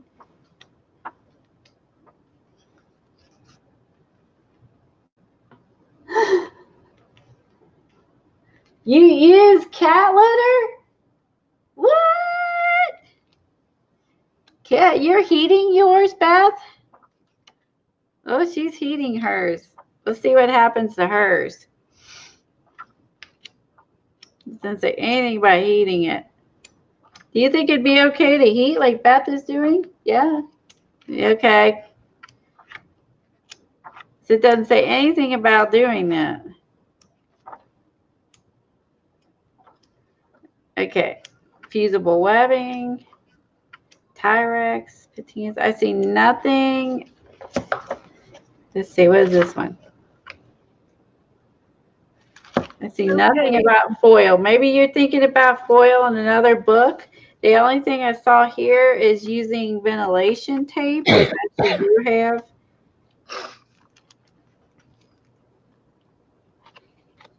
Is that in this book? I don't see aluminum foil in this book. I don't see it. I can see where this is faux encaustic because it's got a film of glue on it that represents the wax.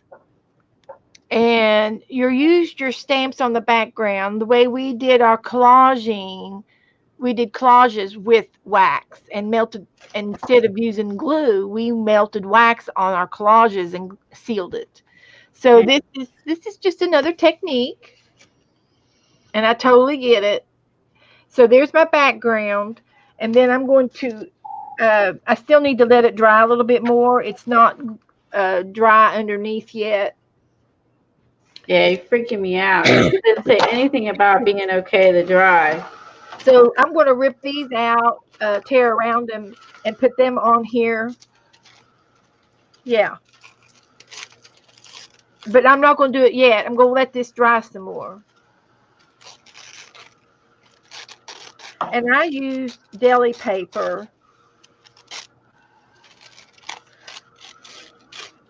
I can see actually the dragonfly sparkle in it now. Actually, now it's starting to kind of settle down in there. I can actually see that now. I'm heating the aluminum foil. It's getting very hot. Hold on.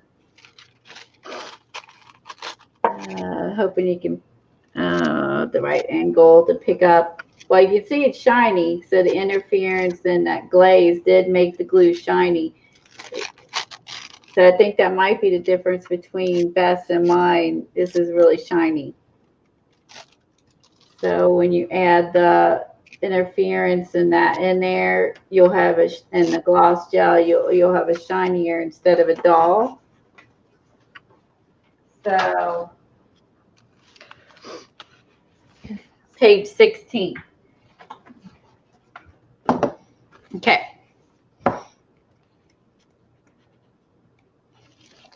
Aluminum foil. She was right and I was wrong. Okay. Kitchen is okay. Put aluminum foil over a texture plate using your hand. Rub the foil into a texture plate. Place another piece of foil over the stencil and rub with your hands and print it. Make sure you have some newspaper or towel underneath. Okay, then using a palette knife, spread the gel medium on the surface. Press the foil into the gel medium and gently press it down to adhere. Let it dry. Then use paintbrushes that paint the foil, allowing the paint to dry completely before proceeding with the artwork. You opened my mail. Let's see. Variations. Print an image on vellum and adhere to the foil. Did you see the front of it? Uh-huh. What did it say? It said my name. And layer gesso over the foil, let it dry. So, On the surface. I wish you would. Glue objects down, cover them with foil, and press objects to create prominent shapes. Oh, like they use coins. The thick layer, sturdy. Ooh. Okay, put a thick. This one looks kind of neat. You want to do that? Press the foil over it, and while the gel is still wet, press and drag a comb across the foil to create texture, allowing the gel to dry. Paint the surface to allow it to dry. It kind of looks almost like a, I don't know what you want to call it, 10.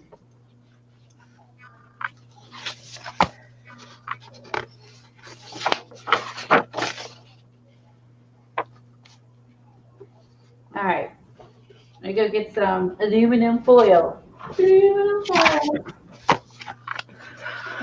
Okay, while she's talking to you, I got some more happy mail.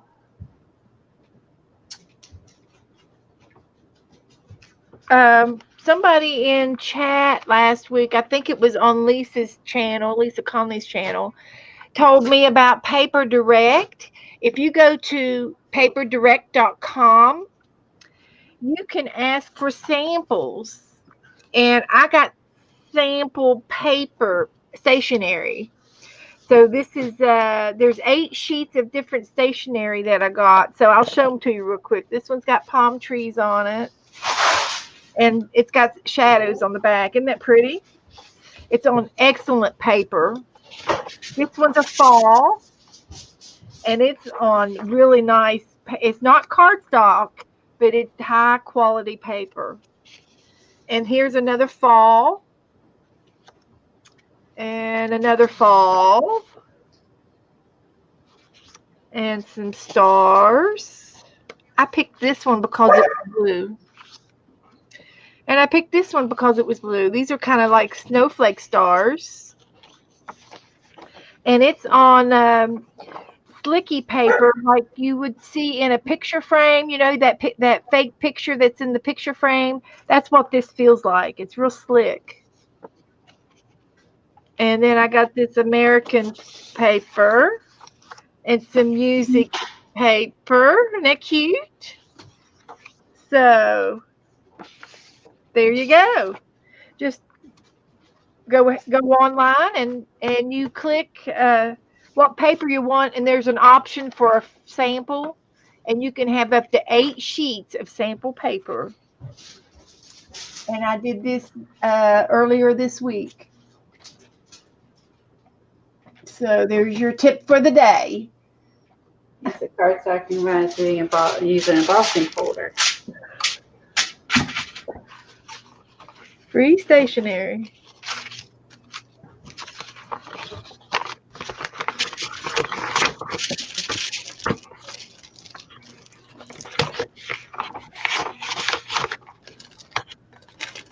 And they give you a catalog. You can order Christmas Use cards, alcohol ink on the graduation foil. cards. Oh, Congratulations, winter.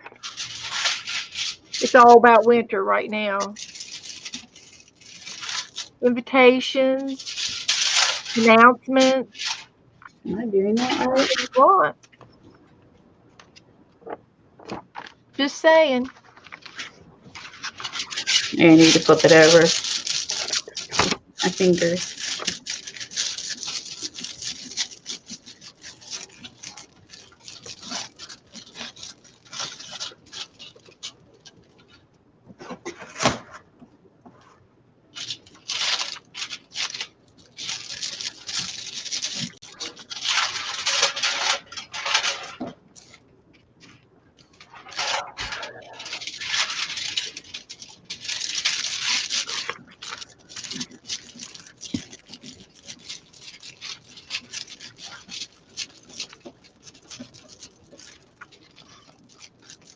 So this is another technique, Yes. and you're on top of your stencil.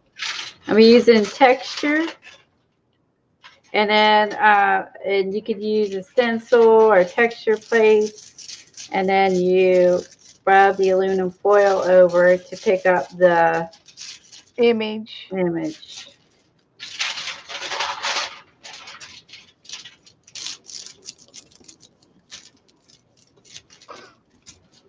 That was easy enough. Okay, I like that one. And then you're going to spray it with, Now I'm going to put it on the gel medium down and put the foil over the gel medium and press it down, and then I'm going to then you can put paint on top of it or alcohol inks or whatever you want. I'm gonna try this. I'll try it. I don't care.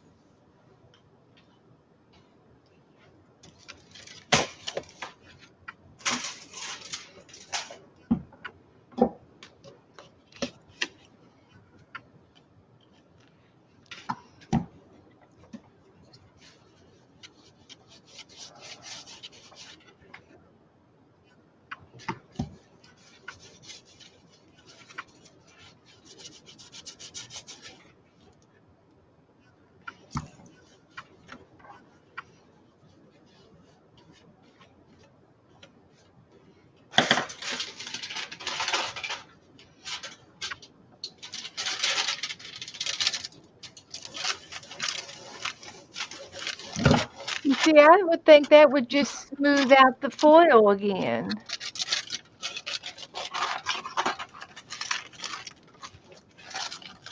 Some of it's staying. I maybe smushed it harder than I needed to. I can sort of see maybe spraying the foil with something wet and then laying the paper on it to get the image, but Yeah, it did smush down some of it. You can still see some of it's there. yeah. Hold on. That gets some of this excess foil off. It's worth a try. Yeah. And then I'm going to cut off the extra. Hi, Allie. Hi, Allie. Shauna. Shauna left. Thanks for my drawing you sent me. Oops, she left. Bye, Shauna. She is So, one. like, now I can see what Eileen's saying. You can cover a piece of cardstock with the foil and use the embossing folder. I can sort of see putting the embossing folder in between the foil and the cardstock and rubbing it with the foil on top and the cardboard on the background, and then put a new piece put the paint on, and then a new piece of paper. I don't know. I'm just trying. I'm thinking of just the embossing part of it. Right. I don't know either. You try it.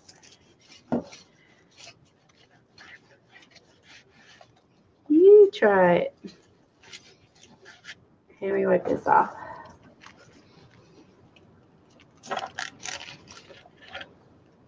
I just gotta get this aluminum foil to stick. Before I can do anything. Then I'm gonna try. Then I'll try painting over it. I wonder if I could push once I get this glued down, I could probably reverse it and stick something over top of it and make it impression again.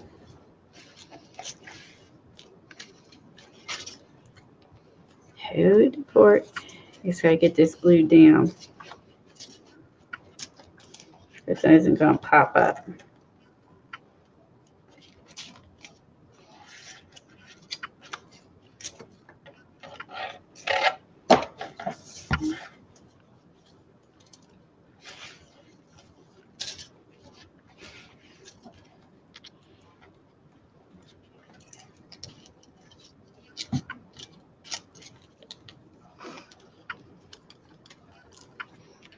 All right.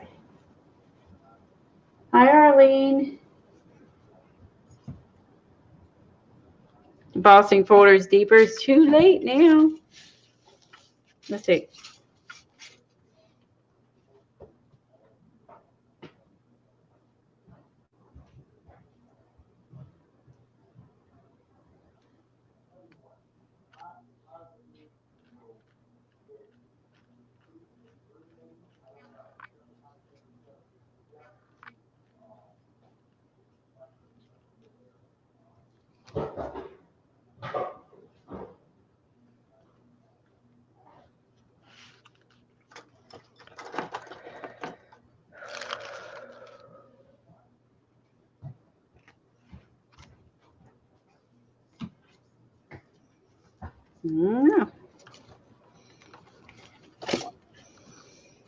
See if we can go back on top and see what happens. See if we can make any indentions. Making actually some indentions and it being already on here, which ain't a bad idea just because it's already been swished down. Actually, I see some butterflies.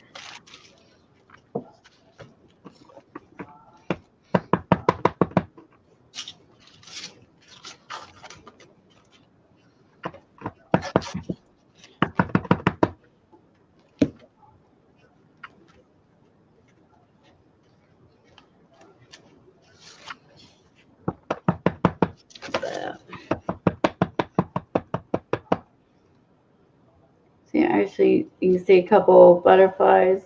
Yeah. Right there. I see him. Yeah, so it worked on this part here. I see it. Did not work over here. Maybe it's just too squished. Let me try. I don't see any over here.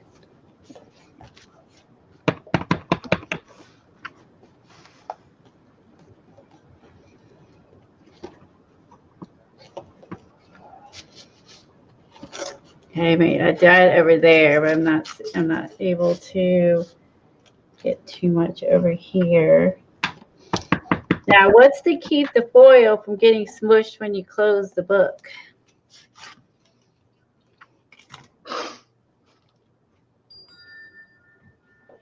That's my next spot.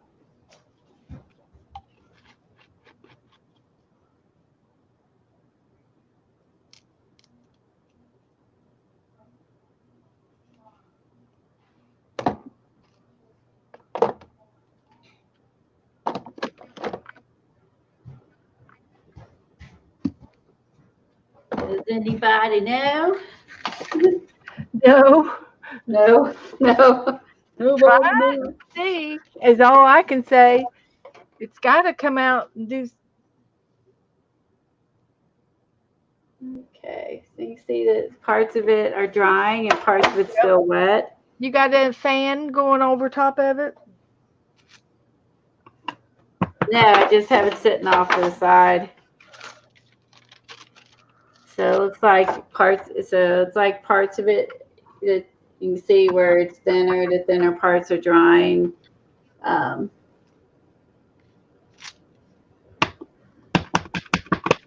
trying to get it to show up. Oh, like I said, parts of it. Also, it's curved too. So it's that one might be a good spot. Look, let me get him right there. I can see the underneath. I'm trying to get the. Can you? I'm trying to. There's actually a really pretty gold. I'm sorry. Let me keep playing with this one Thank moment. you, Cheryl. One moment, please. She put a link in for Paper Direct if anybody wants to go get some free stationery. Yes, it's you get 8 sheets of free eight eight free Yeah, samples. the hair in there. It looks like that would be dog hair because it's black.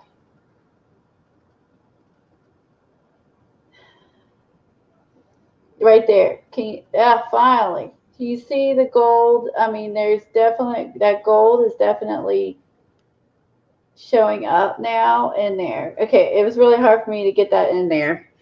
You gotta trust me. It's there. When it dries, we'll see. You'll see more of it. It's just hard. I can't get my camera to. I can't get my camera to see it.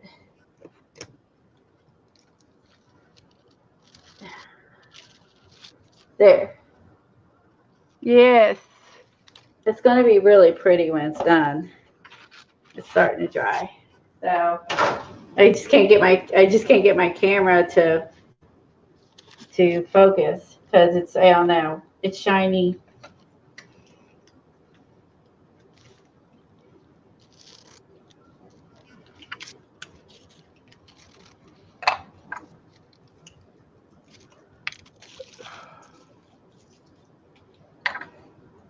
They see it. They saw it. Okay, because it's really hard for me to Believe get you. to focus, but it's actually really cool. When it's dry, hopefully I can take a photo of it, and then you guys will see it better when I can get a photo of it. Yeah.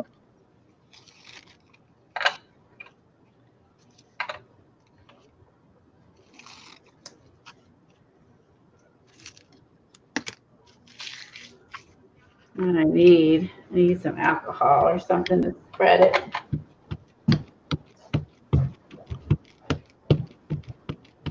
And what was that?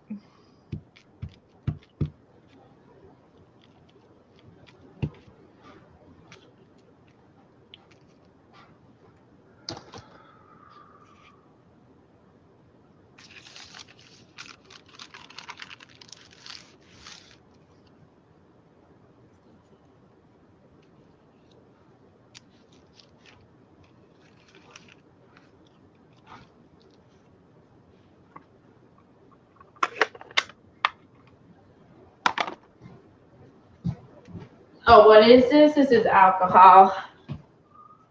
What color is it? This was where'd it go? A wild plum and Wild plum. Yum. hold on.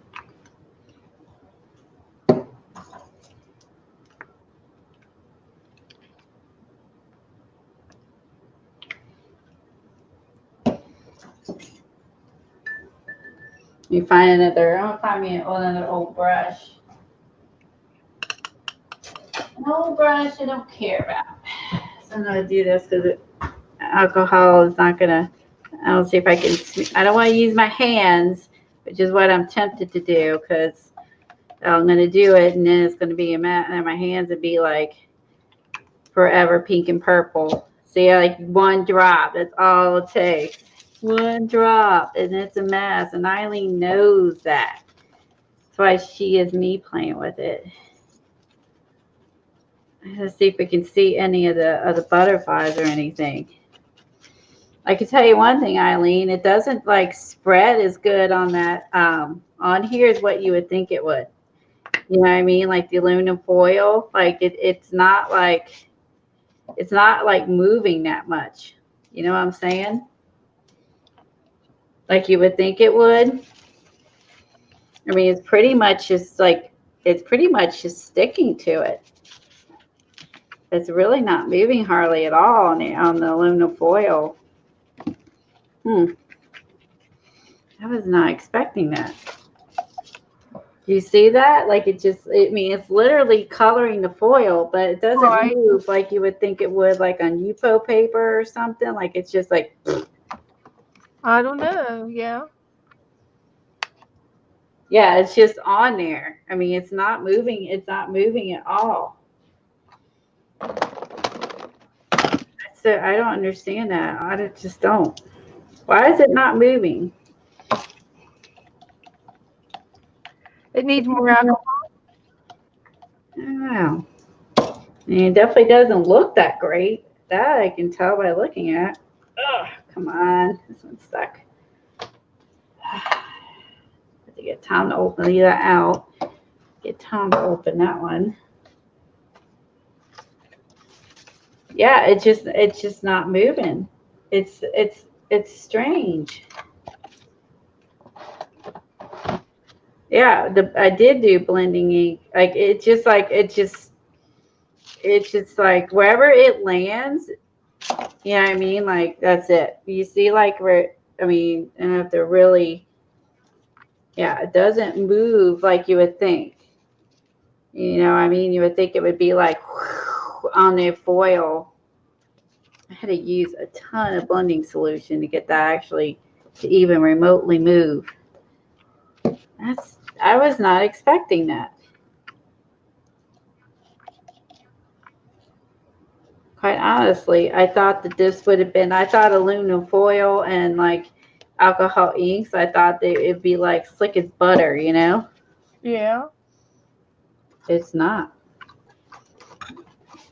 Do you still see the butterflies? Yeah, on the edges. And then now you're supposed to put a piece of paper down on it? Yeah, it's just not like it's not covering. Well, No, it'll absorb on the paper. I think if you smearing it, you're going to make it brown. I like it. I liked it better the other way. I'm not happy with it. I know. I'm not happy with it at all. I mean, look at that.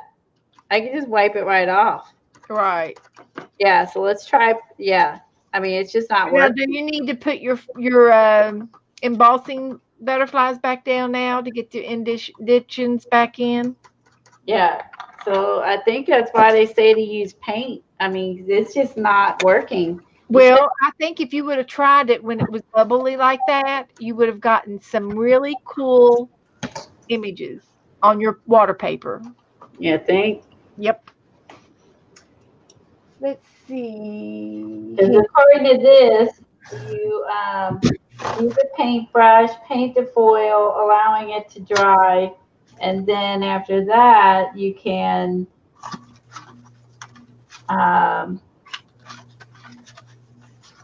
put texture. You can do whatever you want on top, just like you would anything else. But yeah, it doesn't. It's not like. Yeah, it doesn't look good. It does not look good. She's like, oh my God, because I took it all off. Well, I would have tried it. Just for giggles, you know. I would have tried it instead of smearing it. I would have tried it because I really, really, really, I'll have to get me some foil. I'll go to the kitchen.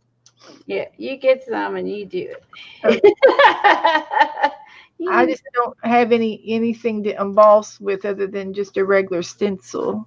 Well, it says you can use anything, whatever you have that would make an impression. So, I mean, if you have texture folder, or if you have, what else would make it embossing? I might have one embossing folder, but I don't know if it's in here or in the garage because I used it with my clay. So you can't heat this, right? So you're just gonna have to be patient. And y'all know how much patience I have. Yep. Sure. Zero. Zero patience, people. Zero I patience. I'm going to leave this aside and I'm going to let that dry and I'm moving on. I made up a new concoction of our recipe, our secret recipe. And I thought I got another piece of I don't know if I can. Well, Debbie says to heat it. Because I don't know, is it going to get so hot they could burn the paper underneath? Is what I was thinking. well, you have to move it, keep it moving. Like, will it heat I it? have jelly print paper on It would burn the paper underneath it. and I mixed up some more goop, and I used Vicky Bowden's matte acrylic gel. I used a squirt of gloss medium and varnish, and I used a squirt of yellow amaretto Craft Smart paint, which is antique, and I used a squirt of cloud 851. Okay. a squirt of apple barrel color cloudless from Walmart, and I used gold. I used a squirt of gold, royal gold metallic folk art from Walmart, and I mixed it up, and it kind of turned it a green goldy color. It's really like a celery green, a light mint color. And I put a layer of it on this painty papers that I had on the brown cardstock, and then I stenciled. We did this on the jelly plate last week on Kathy Burke's channel. So then I put a layer of this on, and then I put down part of a napkin and a stencil that I did on deli paper, and I just lightly went over it. And I'm going to let this dry for a little bit, and I'm going to put one more coat of this on top of it. I put, I'm sorry, I put one more thing in here. I used a squirt of this dragonfly glaze with the gold. So we'll see what it looks like here in a few minutes. Yeah, and I got enough in here, and I'm doing it with a fan brush instead of doing the pouring technique. I'm just doing it by hand. And I'm going to do this side over here the same way. So I put this yellow, golden, blue, green soup. It's a soup mix, pea soup mix. I put it on really thick because it's going to dry clear with all the mediums in there. I think it's going to dry clear. And I am going to go ahead and put a second coat on top of these over here. So I'll just move over with my extra. Go ahead and do it. And then we'll see here in a few minutes what it's going to do.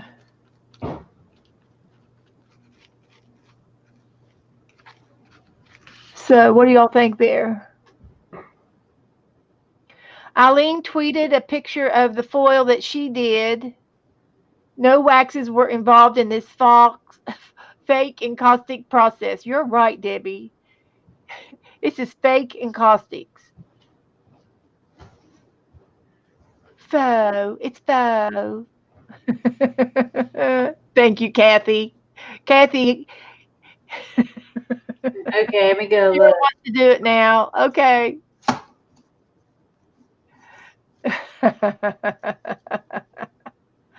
Faith, you're welcome for the free link. Somebody gave it to me, so I'll pass it on. That's with hers looks really good. So that's with the embossing folder, and cardstock and foil, and then you did the alcohol ink. That looks way better. Way better. than mine.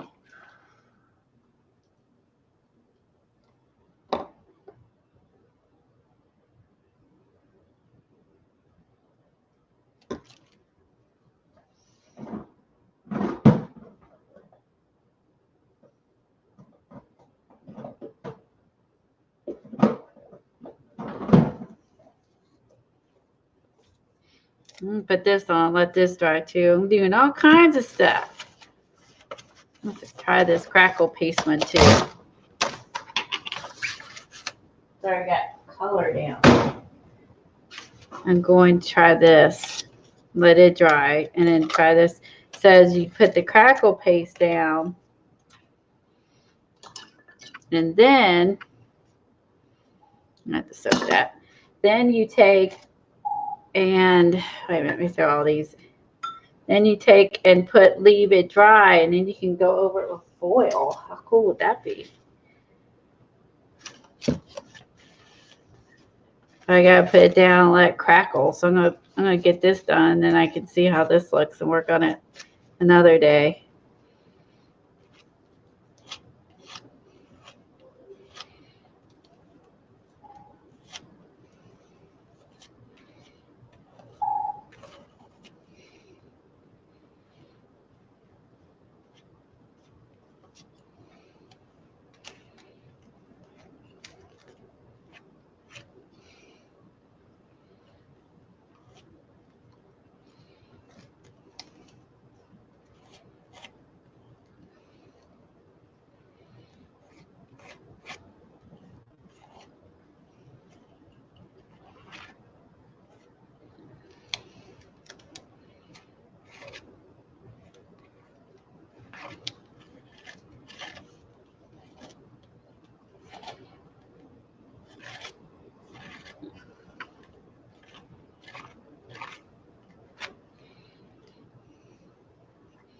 Is she drying hers more?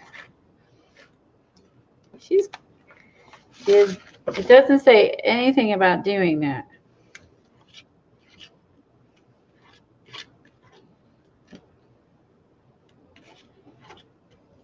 Well, let me know if you see Paula coming on, because it's almost 9.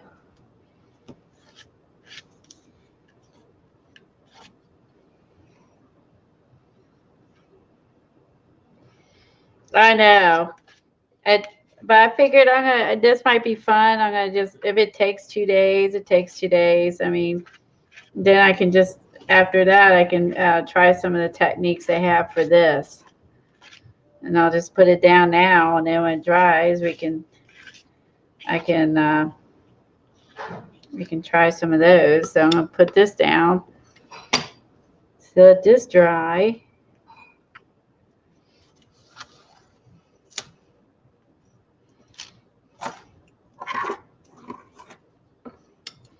Yeah, some of these things, like there's another one in there like too, but like a string gel one, but you gotta mix the string gel with paint or something or other, and you gotta let it sit before you can play with it. So some of this is a little bit of prep in order for this to work.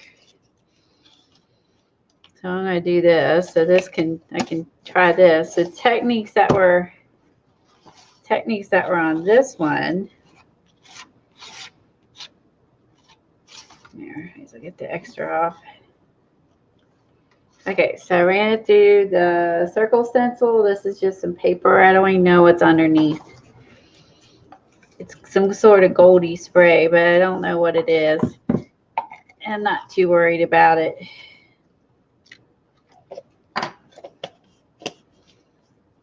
Okay, again, like if she comes on, let me know. Because I may or may not get a notice. You know what I mean? Sometimes YouTube lets you know, and sometimes YouTube doesn't. Okay, so the techniques that are in here are you can add gold leaf over top of it. The second one, you add a stain. This third one is apply paint. The fourth one is put a second color on, tinted crackle, allow it to dry, and then you sand it back. This one you sprinkle with mica into polymer medium. I don't know if I have mica. This one is transfer. Place an image over the crackle paste and let it dry. You can lightly sand it back. Well, that's interesting. And this one is drama, which is try bronze and black glazes over it. Okay, cool. Okay, so I'm gonna just sit this aside to dry, and maybe, and then we'll come back and we'll try some of these on it to see. I'm gonna leave that over here to dry. Actually, I'm gonna put it in the other room. So throw anything on top of it.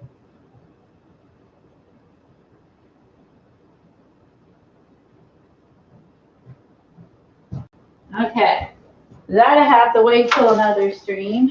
Oh my gosh. Did she already put something on top of it? Is it wet? She's a wall breaker.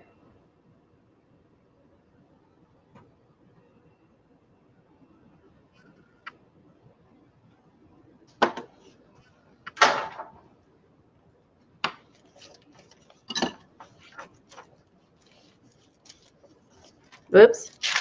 Move your stencil so you don't get on your butt.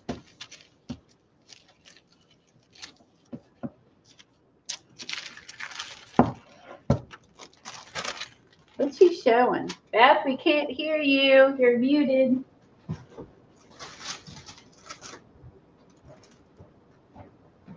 No wonder you couldn't respond. I'm like, what is he doing? Joy Mitchell posted this on my Facebook page. Last weekend, her and hubby went out of town, so she grabbed her jelly plate to take with her so that she could play along with Kathy Berg's Jelly Plate Day last Tuesday. And she made all these papers. Woohoo! Way to go, Joy!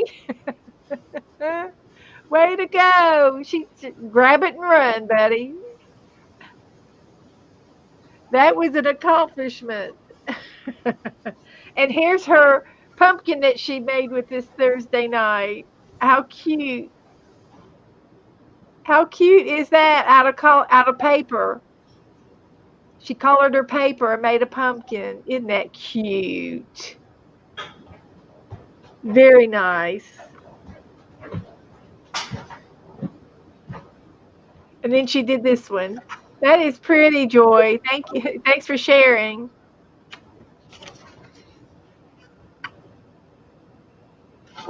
Thanks for sharing, Joy.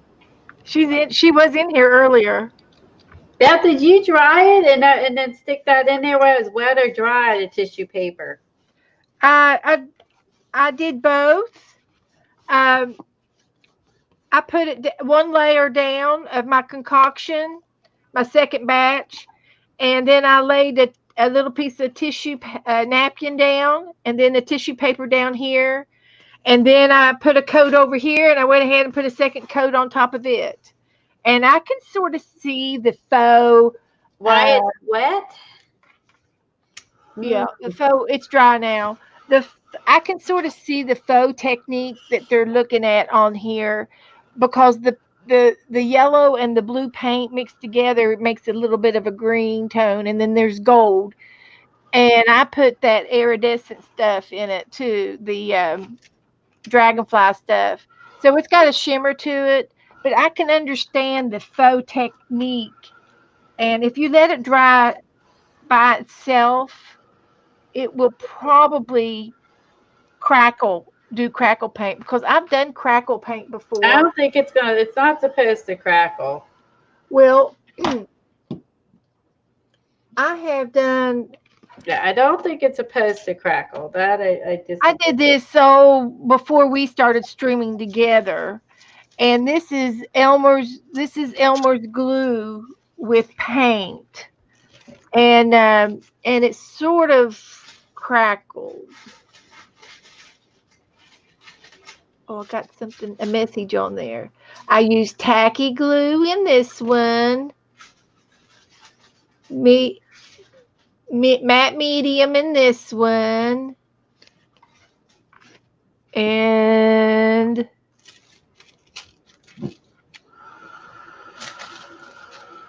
I wrote it down, but I can't see Yeah, the it's really murky. nowhere near drying. But anyway, the tacky glue and paint does a little bit of a crackle. And then I had it on just black cardstock. Yes, I did. I just did thin layers and I didn't do a pour. But if you put it on thick enough and let it dry by itself, it probably would crackle a little bit.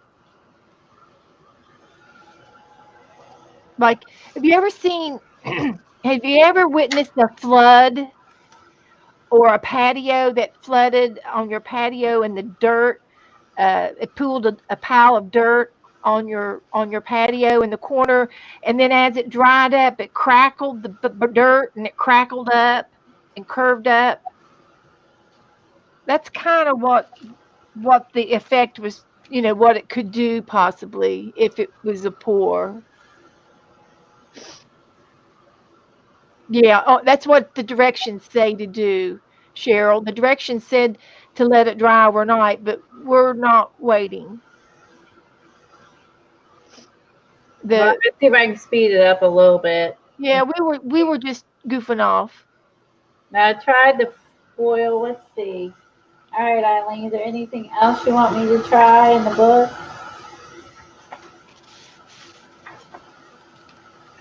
I'm not using cat litter. Oh my god. There's a metal leaf one in here.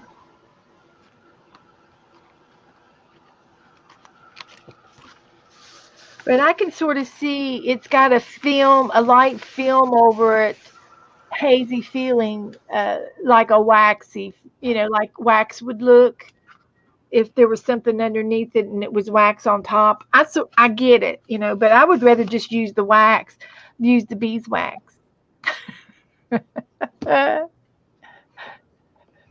Yeah, we're impatient. Mm-hmm. Mm-hmm. hmm Mm-hmm. But anyway, I do like my pages that we did here, and this one was slathered on rather thick, and it's still moist even on the back. But the top of it is solid, but there's still moisture underneath because it hasn't dried all the way through. It's still wet underneath. But What if I have I it? can also compare it to some of the real encaustics that we've done. Yeah. Close your eyes and pick a page. Jeez. Now, we did this on Kathy's stream about a month ago, Yeah. and we did real wax on and decoupage on some of these pages. See if you can see them. And all we did was melt the wax, and we had our little irons, and I had and this is just regular beeswax. You can smell it. And this is just magazine papers, and then I dripped wax on top of it and ironed it out with my little ironing tool. So this is real wax. So, but you see that film on it, that waxy film. That's what I'm seeing, with this technique. Except it's just done with glue. But let me show you some of these that we did. This was with Kathy's show, Rock and Roll Around the Clock. They were just words from a magazine, and I did wax and crayons on top of it, and dripped crayons, regular crayons. And this was crayons, blue and yellow, mixed with beeswax.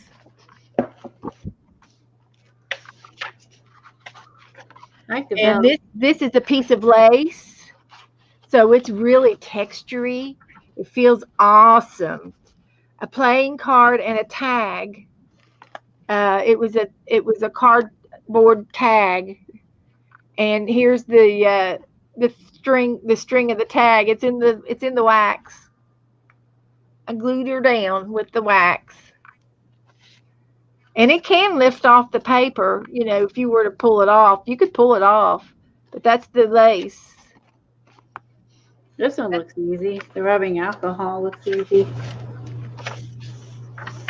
Oh, there's a bleach pen. Do you have a bleach pen? A bleach pen. So this was just some crayons and on top of music paper. And here I drew on here with the crayon and melted it and in stripes. I have petroleum jelly too. That's what we want to do. So there you go. There's your real encaustics. But the encaustics that you buy from like the expensive stuff that you buy, it's made with oil paint, and it's toxic. And that's what you have to be careful with when you're using the real encaustics, or the expensive encaustics, and they're made with oil paints. And when you heat them up to a certain temperature, they create a toxic fume. And that's why I think some of the other girls were concerned about. But what we have done here with beeswax and Crayola is non toxic. So we didn't have to worry about any smoke. Of course, I didn't have anything smoking here anyway, but I didn't have anything. I didn't use anything flammable. But some of the encaustics, you could probably strike it because they use a particular varnish in it, and it's a Damar varnish, and it's the same kind of varnish that they put in wax that you put on your floors, and that varnish is toxic and it's flammable. So whenever you use the expensive encaustic paints with the oil in it, you have to be in a well vented area or studio, uh, because you don't want to breathe it, and you don't want to anything to ignite when you're using your heat pan or your stove or whatever you're heating with. And you should always use electric, never gas, with any of this stuff. But I don't really think that I could cause a fire with crayons and beeswax. But anything can be flammable, even any kind of paint. Alcohol is alcohol, it'll burn. But that's what but the Damascus varnish in the paint or in the waxes is what keeps your your wax from creating a bloom. There's a bloom that occurs on your wax, and the bloom is a film, and it's a fuzzy film, and you can buff it out with a rag. But if you have that Demar varnish in your wax, it waxes it clear.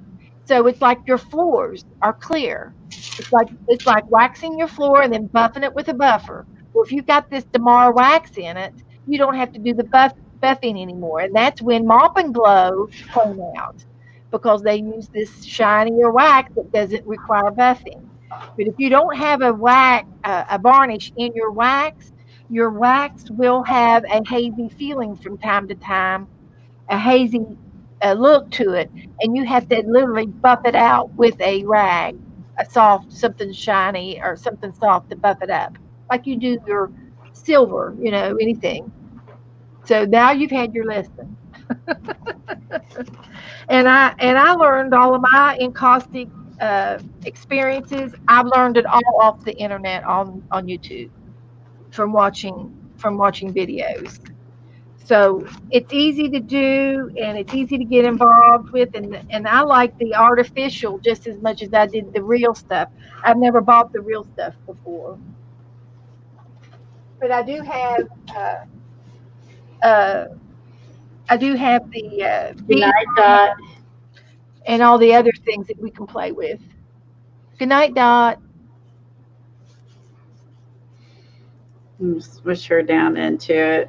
See what She's happens. pretty. Yeah, I'm gonna just put her into it and keep letting it dry, but I'm gonna smush her into it. Yeah, some people craft with furniture floor wax. They sure do. They sure do. And they do it with the pouring techniques, the flow trawl, and I've got some of that up here. It's called flood, and you mix it. It's a 1 part, 2 part that you mix it with, and then you do pouring techniques with the paints on the on your canvases. And I did this last year, but I just used blues. I think I had 2 or 3 shades of blue and white, and made this. Yeah, thanks, Kathy. I think it looks cool. I'm gonna try this technique. So you use metal leaf. This is not exactly metal leaf. It doesn't work on this. I use this is cheaper than the real metal leaf. Yeah. It says you put diluted paint on top of it, and then you add sprinkle salt on it, and then after it's dry, you brush it off. And I've never used. I think that's kind of cool. Oh, salt. Okay.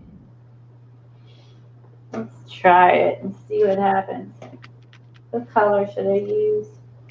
I'm gonna try this. Something shiny.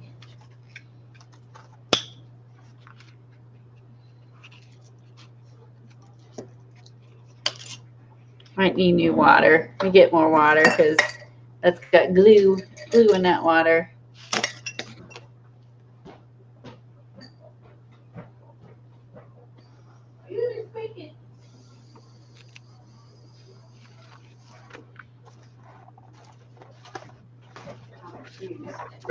Squeak your shoes, squeak your shoes. It was for the Faux Encaustics. It was 20% water to the to your matte medium or gloss gel. It was 20% water, and then if you and you mix it slowly till it becomes more liquidy, and then you add nickel azo gold, and then I added some dragonfly, a couple drops of dragonfly glaze. And then I used a palette knife to spread it on. First I used a brush, and then I went to a palette knife. Need more of that. Diluted. I'm gonna try this.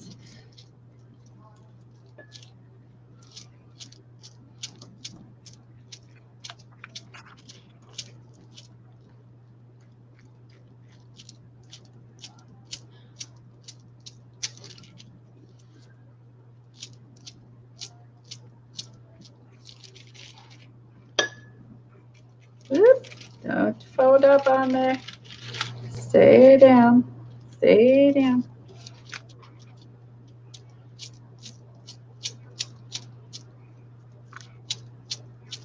All right. Ooh, that is pretty. Pretty.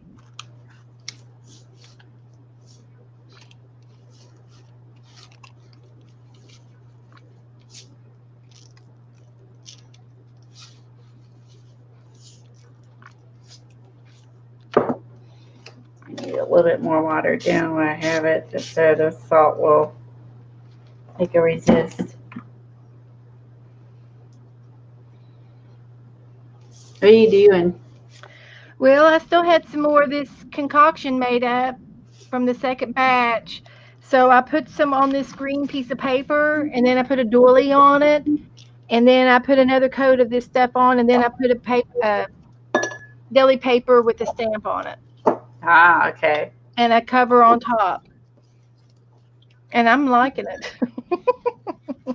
Just doing different layers on different papers.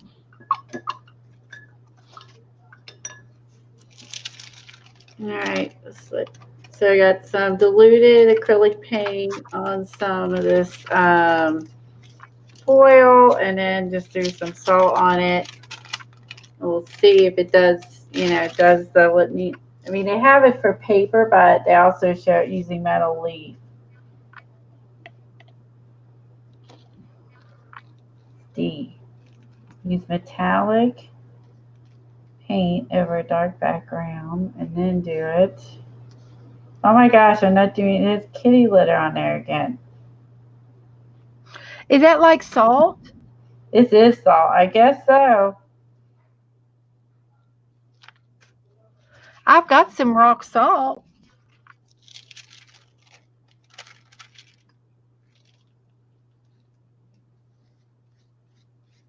All right, and let that dry.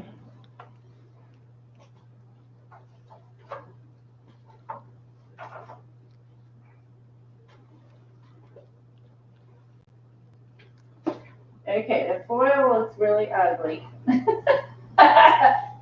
The foil technique looks really bad.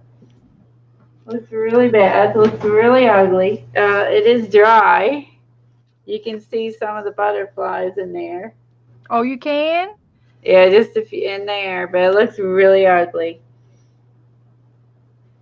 I ain't lying. It looks really ugly. When you use this with a brush and don't pour it all on it, it goes a long way. This looks really ugly. Don't try the aluminum foil one. Don't try it. You won't like it. It's super ugly. Oh my god. At least it is in this book. I gotta figure out what the heck I'm gonna do when you rip the page out. When I get done. Okay, I'm going to get another piece of cardstock. I don't like her. I might just, I'll let this dry a moment. So it's still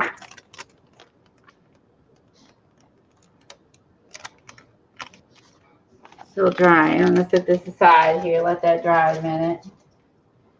I'm gonna use up the rest of the stuff that's left, this pour. I don't like her. I think I'll just use the rest of it. There ain't much left. I'll use some cookie stamps here. I can find where I did my ink pads.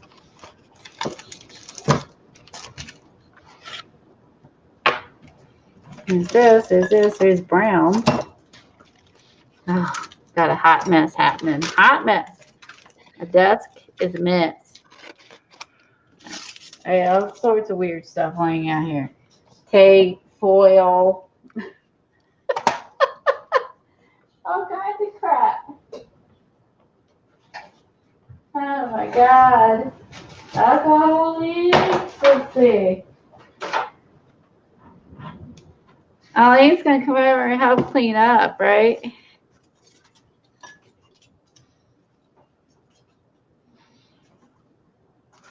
Yeah, she's gonna come over and help me clean up.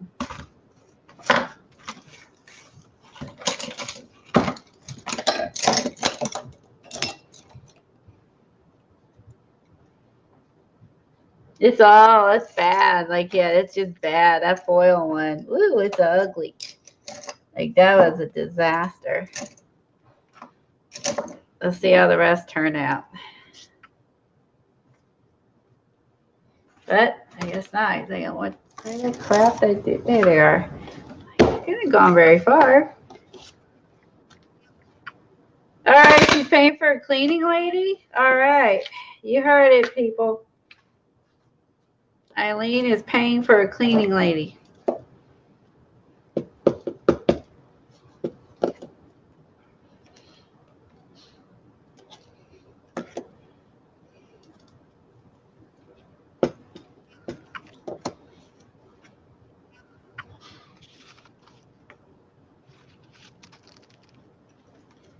She is so nice, Kathy. She's going to send the cleaning lady over here to clean up my mess.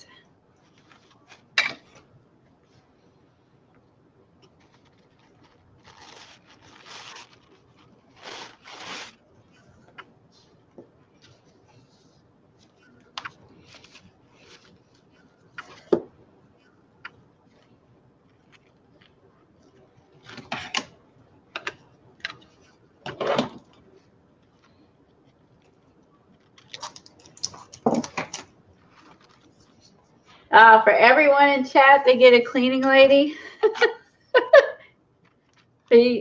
That's only if you've been playing along and making messes with us. You don't get to do that if you weren't playing along. Right, Beth? That's right.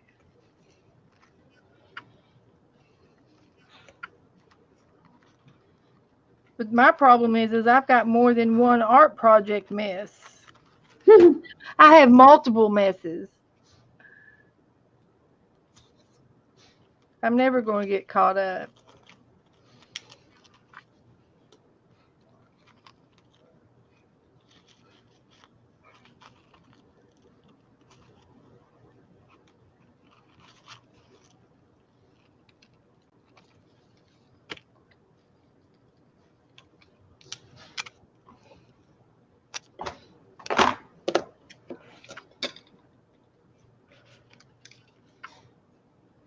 Yeah, that's the Joe's list. Well, he does the majority of cleaning around here anyway. There you go. He does. He runs the sweeper for me. We'll give him a back massage or something if he cleans Yeah, up. his back is better than my back. I throw my back out so easily. It's a shame. But he runs the sweeper for me. That's nice. But we don't have a lot of carpet. And I'm thinking about asking for a Zumba Roomba for Christmas. And I was going to ask, I Googled them the other day, and I was going to ask if you all had a favorite brand, a favorite dock, a favorite one. I was going to ask if anybody can give me advice on the floor Zumba Roombas things. Uh,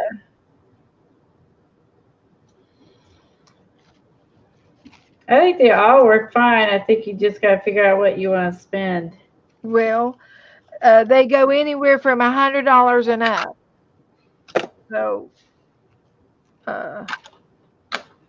Yeah, that's what I said. That's why it all depends on what you want to spend. I think they all are good. Like mine has. You could buy replacement brushes and the filters, and you can replace the battery if it poops out. So yeah. I like that they sell replacement parts for the forum. So I do like that because I can order the filters online. And does it have a dock that it goes back to recharge? Yeah, they all do. They find it themselves. So most of the time.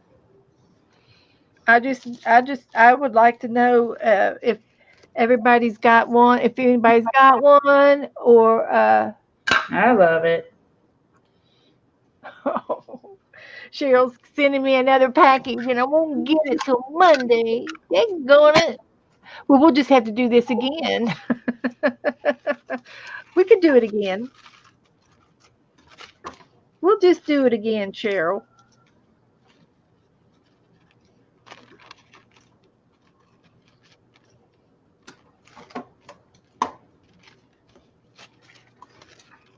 But I've just seen so many of them.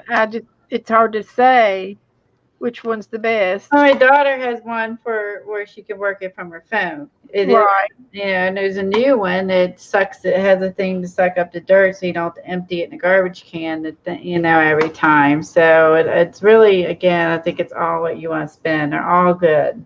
Yeah. Their product is good. So my opinion is buy what. Well, I don't necessarily need the phone one because I'm here all the time, and put it on a timer and let her do it, I think I would like the timer. Yeah, they all have that. And, but I don't have to work it from my phone. I do have a new phone that probably would work it because I got a new ones that work for the phones are about $500. Okay. So that's funny. So it's all like that's what my daughter has, so she got it for a wedding gift. So Yeah, yeah. mine is the push button one, and I think mine was about $200. So That's probably the route we'll go.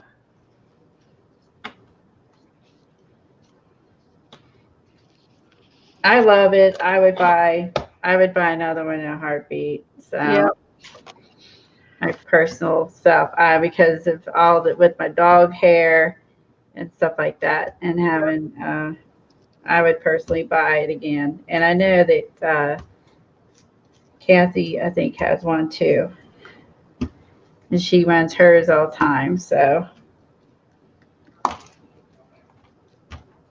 How long do the batteries? I've had mine over a year and a half, and it's still good.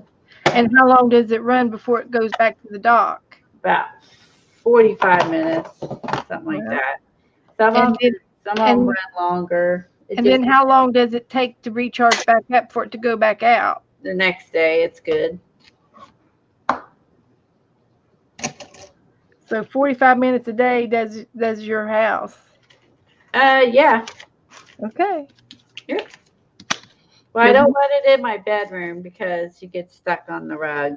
Right. Well, I have carpet in my bedroom. So I don't let her in my bedroom because the rug's too thick and she just gets stuck under there, and I don't want to crawl under the bed to get it. Yeah. Well, my bed is on the floor. Bedroom. I don't let her in there. So other than that, and she does the first floor. Now for the second floor, I usually gotta let it. I usually have to let it charge.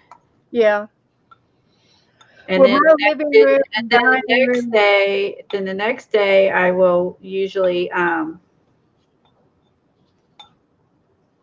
it upstairs. Yeah.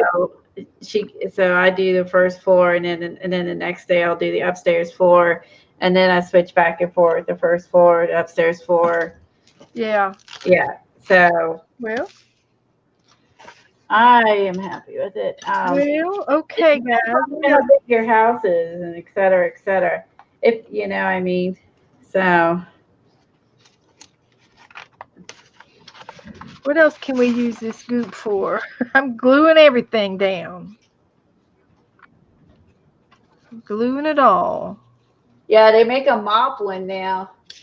Yeah, I saw I agree. The replacement battery, I think, is the fact that it went, and if it does, um, the fact that you can replace the battery, and like I said, you can get replacement filters on Amazon, and the little brushes, they just screw on and off. And it's easy to change. And I just bought like a pack of filters and like a pack of brushes and a pack of filters, and I haven't had to reorder any yet. I got one pack and I still have one filter left. So it just depends on it depends on how dirty your house is too. Oh. You know what I'm saying? Yeah. I use more. It was worse in the beginning. Well, yeah. Because we had all the construction dirt. So and it's better now. So but like if you because you live by the beach. Well, I think my house is very clean down here. Because I don't have the windows open or anything. Now I was thinking about if you go to the beach. I don't know like how it would be with Nah, it's really not that bad because when I go to the beach, I'm so close. I don't have to take anything, so I don't have sand everywhere. I just rinse my feet off when I'm over there. Rinse my feet off before I get in the car, and I'm done. Unless I lay around on the beach all day long, but I usually don't. We go over and we walk for a couple hours, and then I come home. So okay. I said, like I have a lot of dog hair, so that's what mine mostly gets filled with is dog hair. Yeah. Yeah, I love the Roomba. I would love to have one on each floor. My secret wish is to have two of them. Yeah. Then I could run one upstairs and downstairs at the same time and not have to Mhm. alternate my days. So Yeah. eventually I may do that. So that way I can do both floors the same day.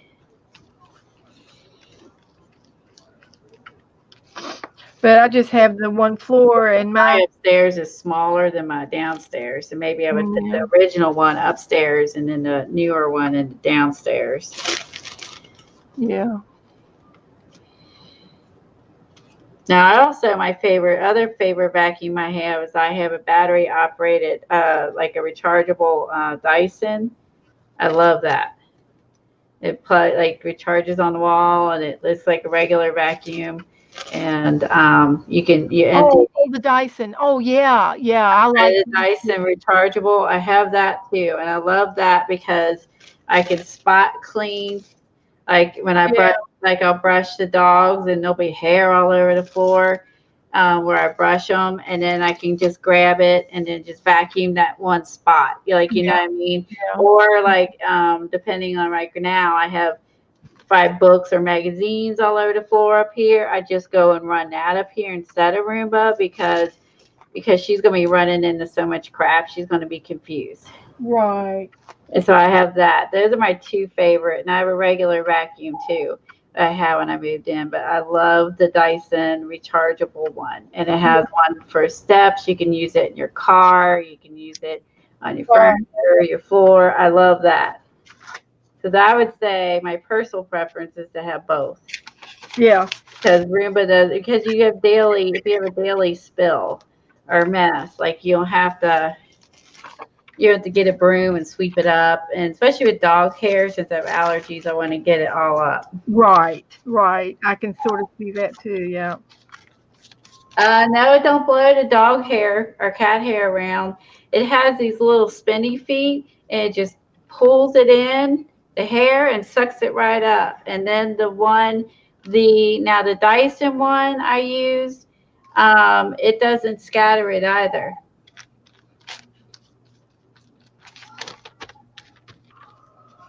Do you use the carpet end of your Dyson rechargeable, or do you use the flat end? So if I use the flat end that doesn't have a brush for the because we have laminate flooring throughout the house, it doesn't. Now maybe if I was using the roller one, it might blow it more.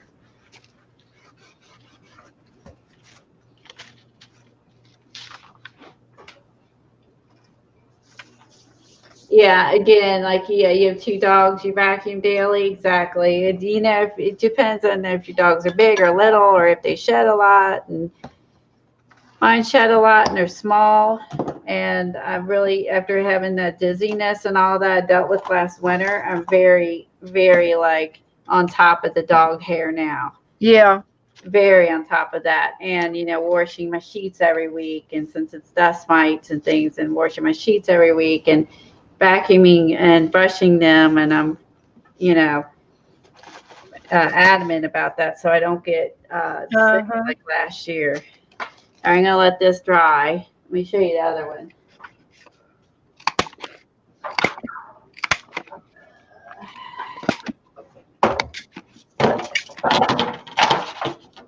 So I smushed that down. Look at that. That's actually looking really good. So I smushed down her onto it.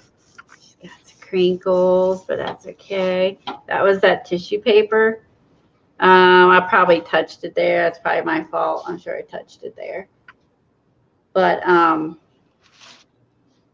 yeah, it looks really good. Has that kind of like a coating. So the part that's wet, you can see is that, and that's the part that's dry. It's just got that clear coat. Oh, it's really good. Woo! It's so sparkly and blinding, right?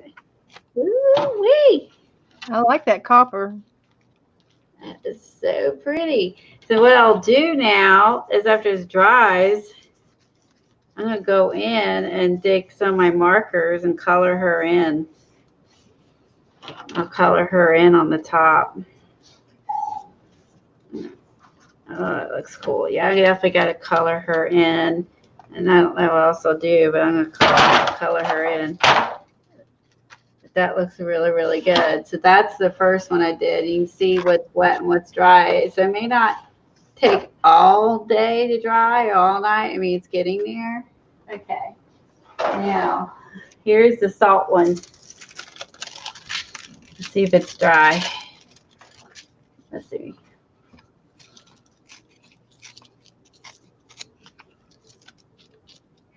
I hope it's dry because it's just scraping the paint off.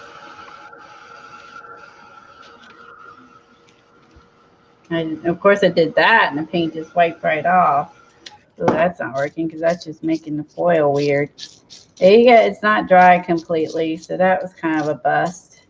Of course I can do that because it's still wet. I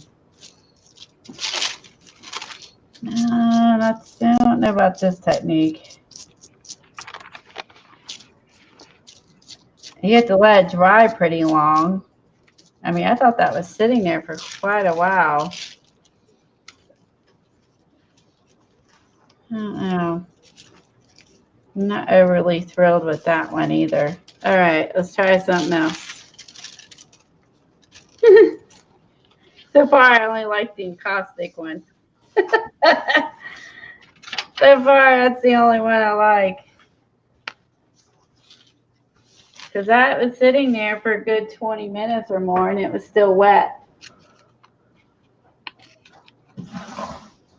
My two battery operated mostly have tile and it blows the hair around. I wonder if cat hair is just lighter than dog hair or something. I don't have that issue. Even has the animal attachment. Yeah, I don't have it blowing. I don't have it blowing mine around. Yeah, this is pretty much a bust. I mean, how long does it have to lay there? I mean, some of it will work and some of it didn't. I mean, how long did it have to lay there to dry? You can see some of the pit marks. This was the salt resist variation. This is the salt resist, and this is the variation using metal leaf. And this is not the true metal leaf. I think this is just like a foil. I didn't want it like the other metal leaf just flakes apart, and I don't know how you would do that without tearing up the metal leaf. You know what I mean? And I know that works on salt resist works on watercolors and things like that. We all know that. So now this one's interesting. So if you put down, you can use a soap resist. So if you paint a surface fairly wet paint, acrylic paint, or watercolors, spray or drop water onto wet paint, which basically is a soap, dish soap and water. Interesting. Let the paint dry, but let the water drops are still wet. Blot the surface, repeat. See the color difference. Ties in fan brush, eyedropper, velocities of the paint.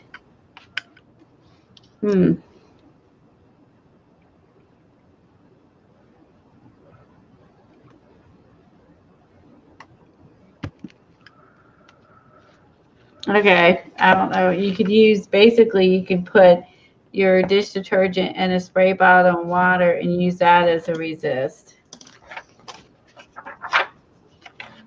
Here's your craft glue one. You've probably done that one, Beth, right? Yeah. Tacky glue.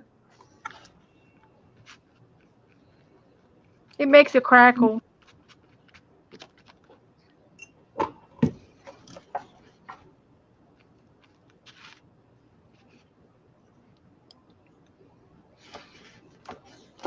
Yeah, let's see.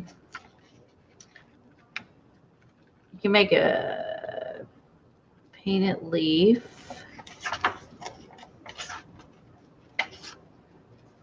Fusible webbing. So you Use a dry paintbrush. Apply a thin layer of black paint over fusible webbing. Paint another fusible webbing surface with acrylic paint, then water. Separate fusible webbing paper, let dry. And then paint surfaces here. That's it. Layer paint parchment paper and iron it. 20 seconds. And bond is secure in it. So you're just coloring it. But we did that with fabric paint, and we didn't have to use an iron on it. Isn't that what we use, Eileen? Fusible webbing? Wasn't that what I was coloring with the fabric inks? Am I right or not?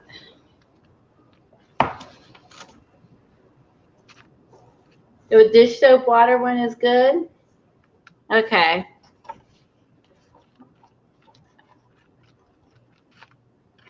And looks like they used canvas, panel, or watercolor paper. Okay, let me see if I can find an empty bottle. I'll try that one.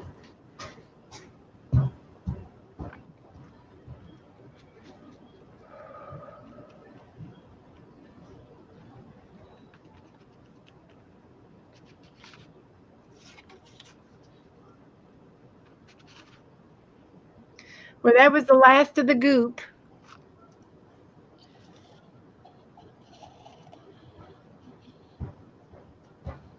Just colored glue is all it is. Here's the crackle paste I put on. That one is, let me get my camera to focus here. That one's starting to crackle. Depends how heavy it is. The rest, well, they're starting to haze over, but they're not. It's like that one's the best crackle on it. The next one might be this one. And see when it's crackling, you can see that spray that was on the paper already. Yeah. Starting to shine, starting to come through. That looks good, yeah. I love the texture on top. Yeah. That's looking pretty good. Yeah, I like that. I like that too. I should have flipped this over because love is backwards. And hello. Oops. Oops. I should have had the stencil the other way. Yeah, that's all else. The rest of it's cracking. Yeah, so that's not too bad. It hasn't been sitting in there that long. Yeah, so don't use ivory soap. It doesn't work. Okay. I'll try it. Let me go get some. I have Dawn soap. I'll put some Dawn and soap water on in here. All right.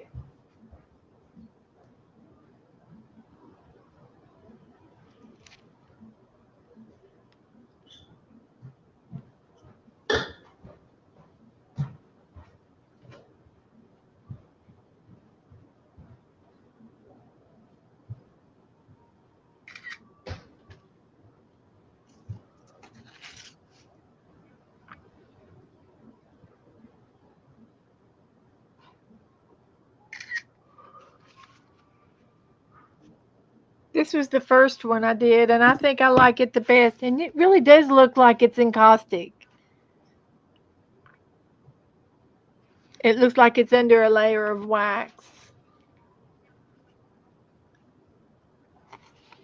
And it's dry. So it's shiny. It's got now it feels cool because it's probably still damp, but it's dry to touch. But it's probably soft underneath some of it. But it does look like wax. So I can see where it's a faux. And then here's the one I did with the left. Of course, I didn't pour any of mine. I used a fan brush. But I like this girl too on the doily. It looks good.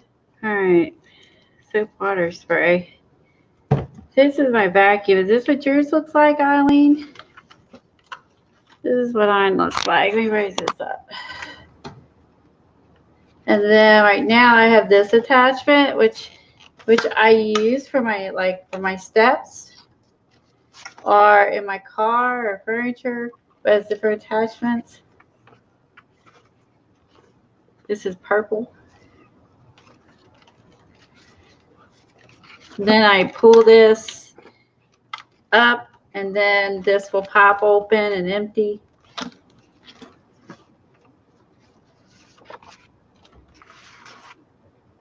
Wait for her to see it.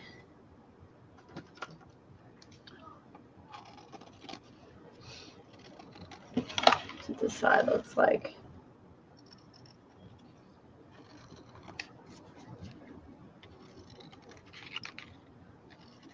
Don't you? I mean, as I said, this was like, if I had to get, it'd be hard to choose. I love the Roomba and I love this so much. Like, I'll use this to get up all the paper and crap under my desk tonight.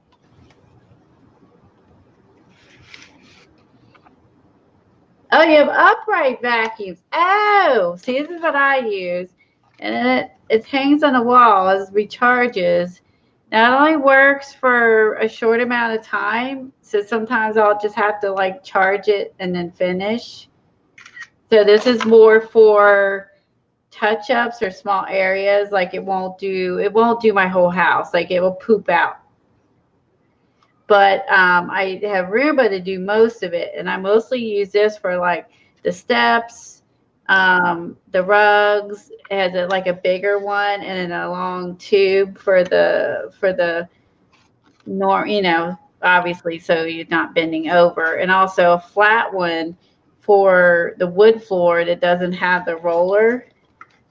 And it gets the hair up really good. I mean, it's really. I love this thing. It's light. It's not heavy. And this is what I use. And this is for pets. And I use this in the Dyson the most. And I love it. Love it. It's just the Dyson rechargeable pet one. So it has like a really long, if you undo this and then you put the pole on it and then you attach the bigger one to this, and there you can see that. You can see it works. You can see the hair where I used it earlier on the steps. You can take out your car. Like I said, you have to charge it. Sometimes if I'll charge it and let it on there for about an hour, and then I can finish up. It's not like an electric vacuum where it doesn't run out of juice. You know what I mean? But this is lightweight, easier, and don't have a damn cord. Do they ever come with electric? Dyson makes electric vacuums, yes. Do they? Yeah. But this is rechargeable. I love it. Love it. Love it. So I would recommend that and your tile floor, and it has a tile floor a tile floor thing that doesn't have a brush, Eileen, that you would use most of the time, and that's why it doesn't blow the hair around at all. So Christmas time, if you're interested, I'm not selling work for them, I'm just saying because at Christmas is when a lot of these things go on sale. Acrylic or watercolor. Maybe I'll do acrylic. I'll do acrylic and watercolor, see which it works better on. I'll do one with acrylic and one with watercolor.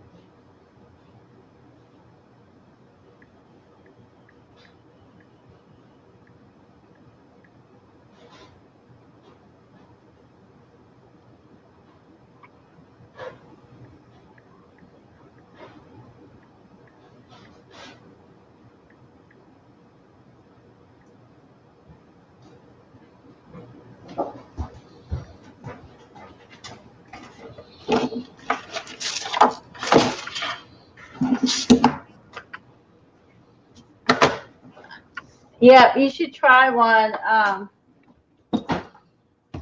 I think you would. I think to keep like in terms of keeping your sanity with pet hair, like I totally would recommend it. I'm gonna try this watercolor because I know. I'm just gonna try this one.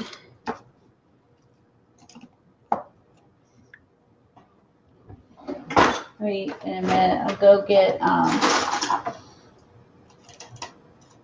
Let me wet this down.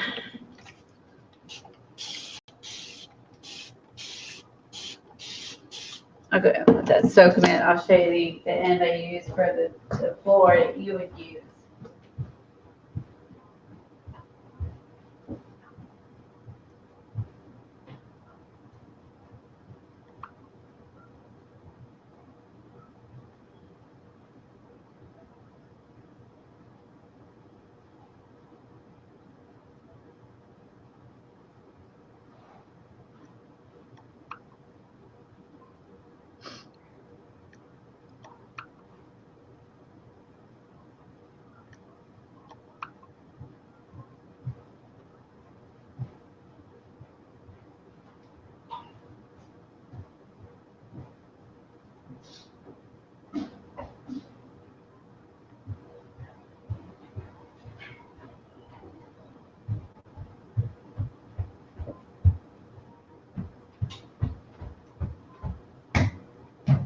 Okay.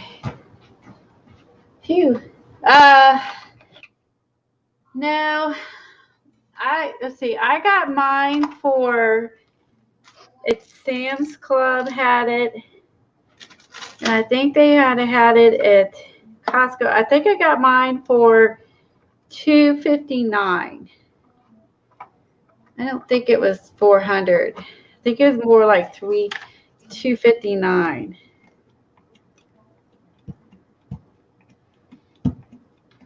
Oh, that's soap. I don't want soap on there. So it has this attachment, same as that one, but it's bigger. This is the one I use for the floor, for the hardwood floor, and like no hair will blow all over. Like this, like to the floor, really tight. And this is what I use on 99% of the time. It doesn't burn, and it sucks it up, and it does not blow anywhere. This I use on my rugs, like under the couch. And obviously this is for your couch. And, you know, it has these tools. So if you were doing, I actually will take this and run it along the stairwell. So comes with all those pieces and a long one, a long tube, obviously. Look, let me check. I don't remember paying that much. Let me get some watercolor down. And let me look. Let me look at Sam's Club.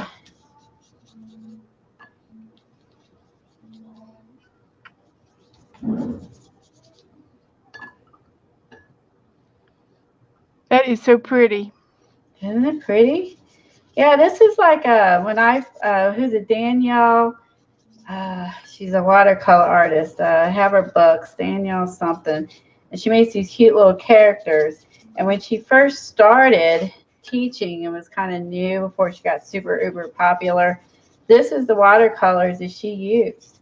What watercolor set is that? And it's just a little kind of student grade, but this is what she used all the time. I like that. And it has two. This is called Pelican. Let me get up here. Pelikan. Pelican. Uh-huh. And it has, when you open this part up, there's another set of colors I can figure out. I haven't used these in forever. And this is what Danielle Donaldson, that's her name.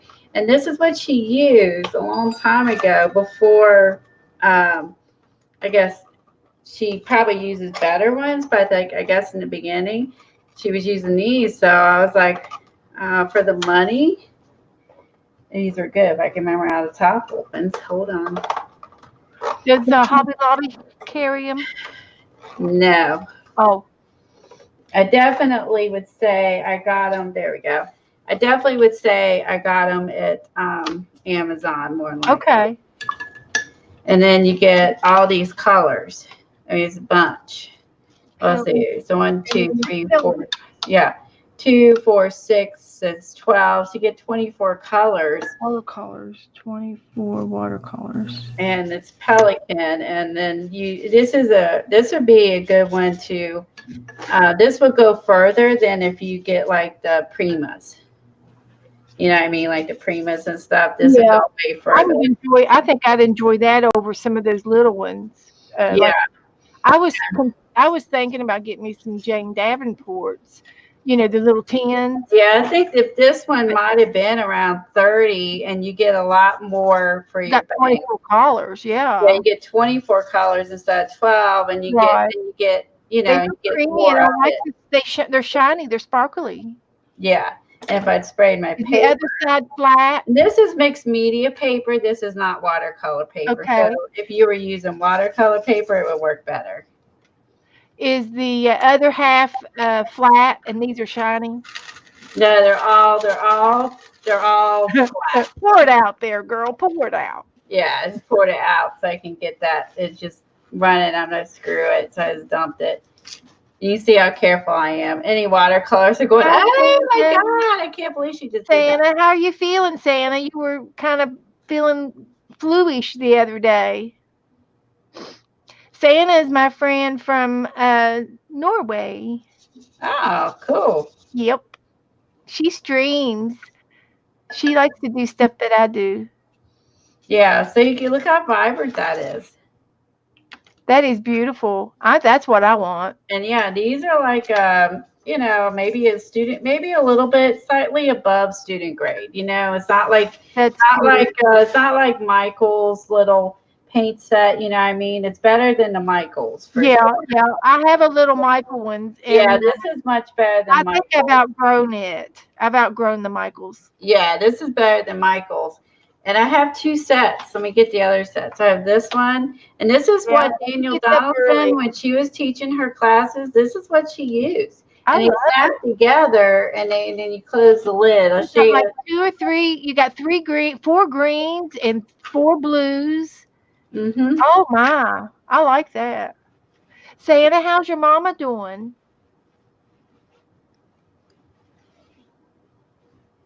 Yeah, keep checking prices, Eileen, especially closer to Christmas. And Terry says that Blick has them for $20. Thank you, Terry, for this set, for the Pelican set. I order from Blick all the time. Yeah, buddy, I'm calling in the morning. I'm going to go ahead and make up my Christmas. Yeah, these wouldn't be bad. Tripping over shit. I had shit everywhere. Oops.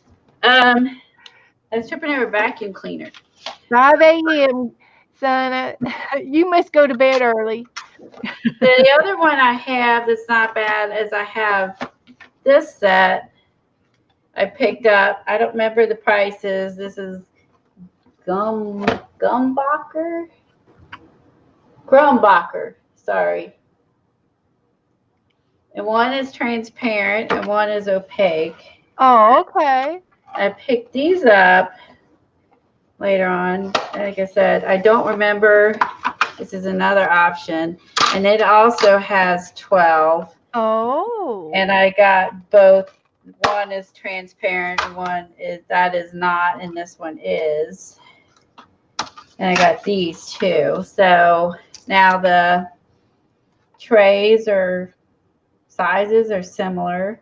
I don't remember why I bought it, to be honest. It's been too long, but I would say this set is definitely good. You can see how pretty those colors are. And it stores in one, where this is 2 boxes.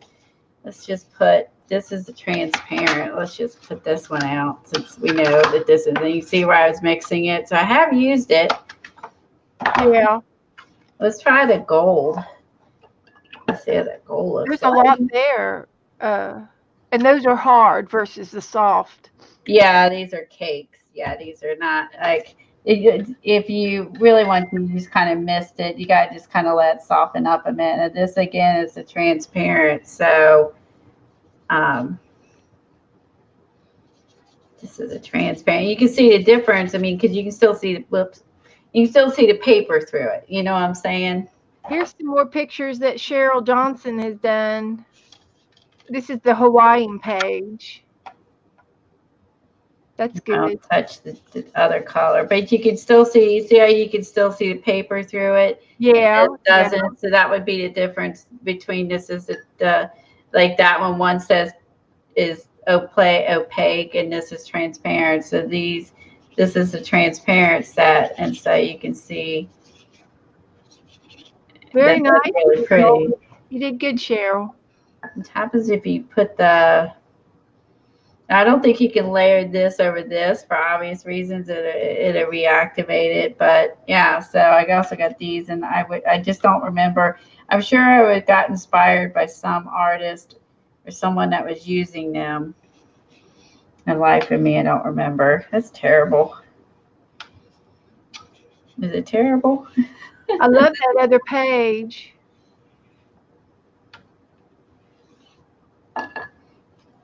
Very nice. Praying is a student grade. Well, what this one is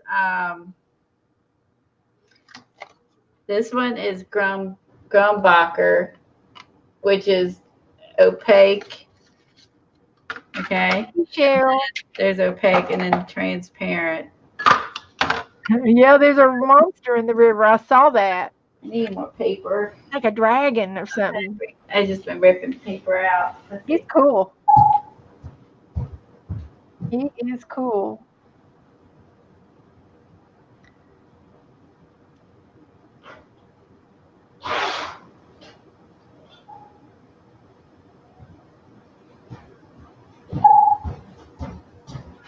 Let's see this one. This is mixed media paper. This is not watercolor paper. Okay. So just saying that anything you do on watercolor paper is just going to be better. Okay. But this one, I'm sorry, that was the opaque set. I'm dumb. This one is the transparent. Okay, so this is a good example. So this one's transparent, so you can see the difference between like this one and this one. You know what I mean? Opaque versus transparent. So Santa has Faber-Castell watercolors, and she really likes them. But they don't smell good.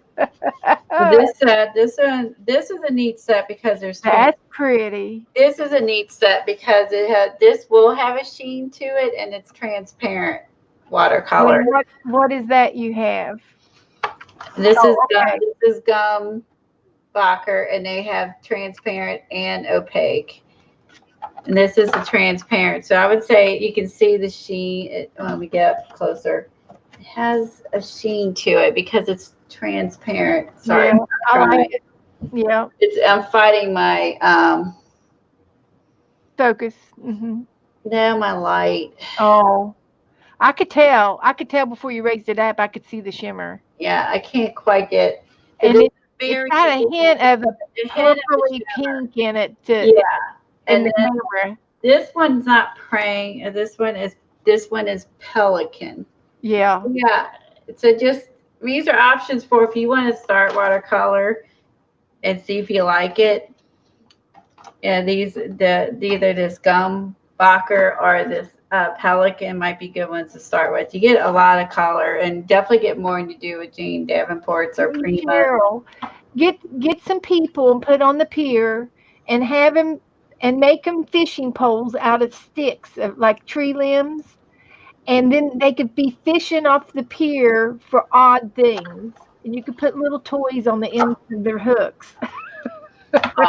Yeah, the mission golds are very pretty. Make it cute. It'll be cute that way. Yeah, the mission golds are super pretty. Let's try the bubble soap water here. So what does it say? I got on a rabbit trail. I got on a rabbit trail. What do you be proud of me? I got on a rabbit trail. Okay, it says you do watercolor or acrylics. This works and soapy water onto wet paint. So well, it's kind of not wet now, but with watercolor it will be. It'll be it'll be wet soon. Hold on, gotta get my sprayer working. This one, Here's what my watercolors look like. yeah, you may want to upgrade those. Yeah, this is a box that I got at at a yard sale, and I popped my Dollar Tree uh, cakes out of the plastic tray, and I drop them down in here and that's what I've been using. I've never upgraded yet. I do have a set of Michaels, uh, but they're very very elementary style. But there's a lot of colors in them, and this is what happens to your lids when you get too close to the heat gun. It melts. So you need to be very careful with your heat gun. I can't get this working. I can't get my sprayer working. Okay, we're gonna be But dropping that. yeah, I'm ready for an upgrade on my watercolors. I think I would use them more if I had a better set. You would. And these are still student grade. These are still student grade, but I think you get a lot for your money. And like I said, this is what Daniel Donaldson was using. Because I know that one, I took one of her classes. Are you going to put some salt down? Yeah, this is soapy water. Oh, okay. Supposedly, you put the soapy water down and you're supposed to spray it, but my sprayer's not working. And then you let it dry, and then you can blot with the paper towel, and where the soap is, it'll pull the color off, like a resist, I guess. So I just cannot get. Jennifer got a set of watercolors for $20. Set of 36. I have like one other that's a cake one that's more expensive brand, but like I said, you don't need to start with that. See if you like it. And let's let this. Let me dry this. Where's my heat gun? And then we'll see if it works like a resist. It said you could do this on acrylic too. Do you have any Tyvek? No, I don't think so. I know what she's talking about. I don't think I have any. That's in there too. It also mentioned like if you use that, like you need to have like well ventilated air because if you heat the plastic, it can give off bad chemicals. So I probably would do that unless I could open up. I had a window I could open up. I think it was Jeannie Oliver class, and I took her class with it. Let me get on her book. It's called.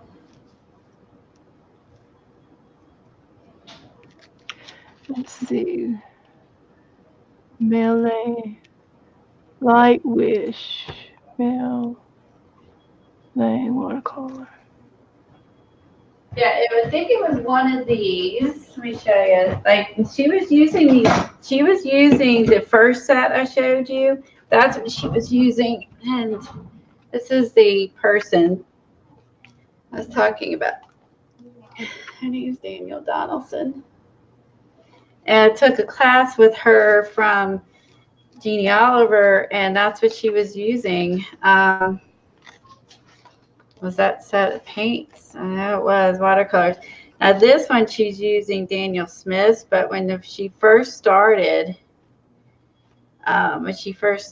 she was using the cheaper watercolors, and I think after she, became more popular, let's see if this one shows it. That maybe is her second book.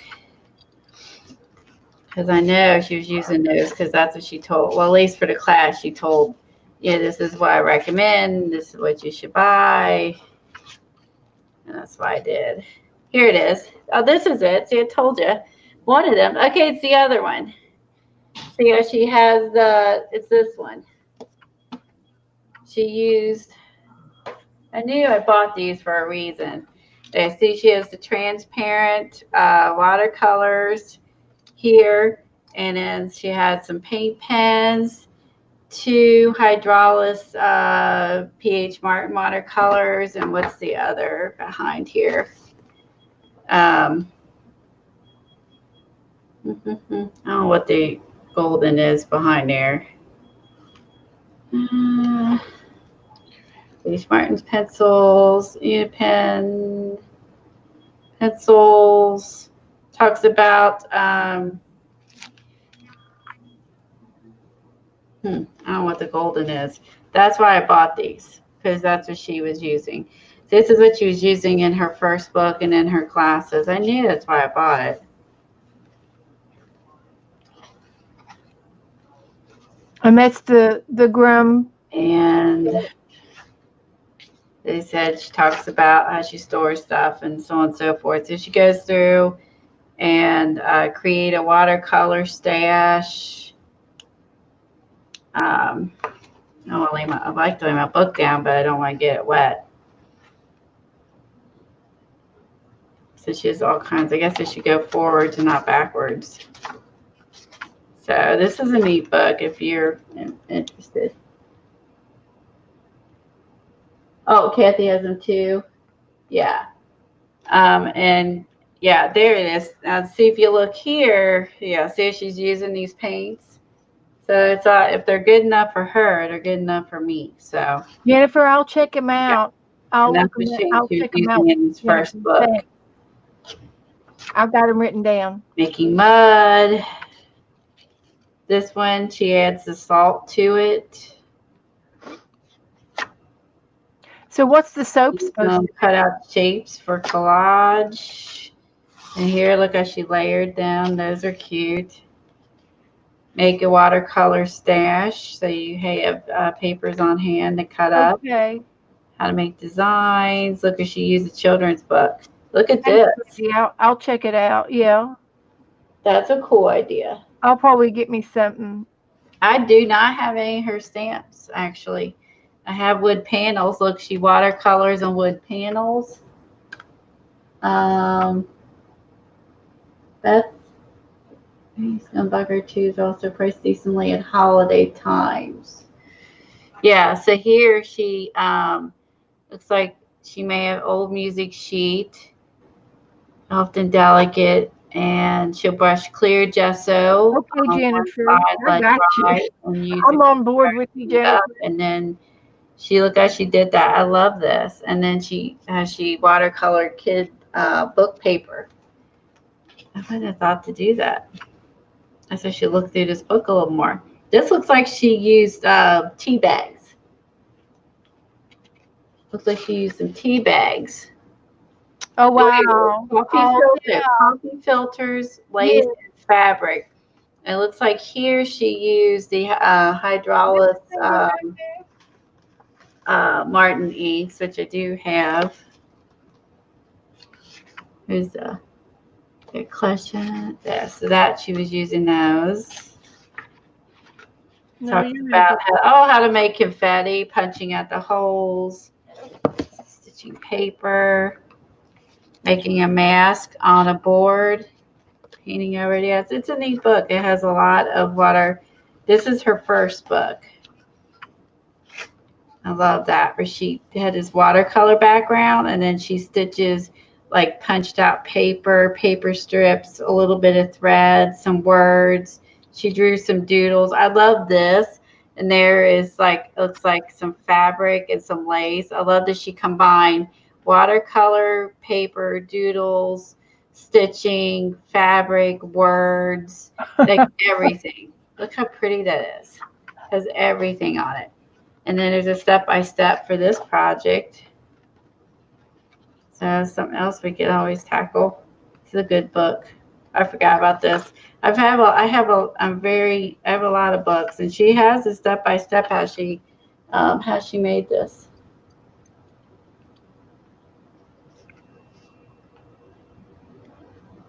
Jennifer, you're slacking off.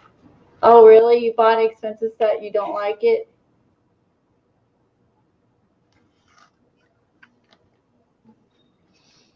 Yeah, she has a step-by-step tutorial how she created this. Beth still there? Yeah. Can you hear me? I guess she walked away. No, can you hear me? Yeah, so this is another one. So she's a neat. Shows how to make the girl. And then she cut out the little girl and they're cute. Yeah, so she drew her, she watercolored her, and then she cut her out. How cute is that? I love that. I forgot how good this book is. Here's some of her other girls that she's done. Bye, Santa. She has paper piecing. Yeah. Polka dot brushes. Yeah, I forgot how good this book is. It's really good. This is a creative girl. She's doing okay. All right. Mixed media for an artful life. And then this is her second one, the art of creative watercolor. But I really like that one with the girls in it. Let's see if this is dry yet. Still wet. Let me dry it some more.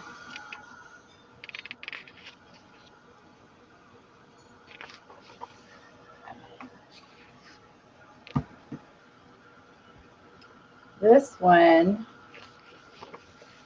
talks about what handmade journals, using kid books, inspiration, organization.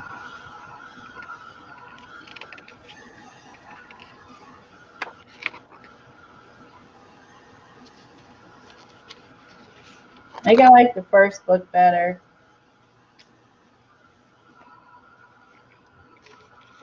Some of it's just eye candy in the second book, and less how-tos and more eye candy. And I definitely, now here's one I don't have.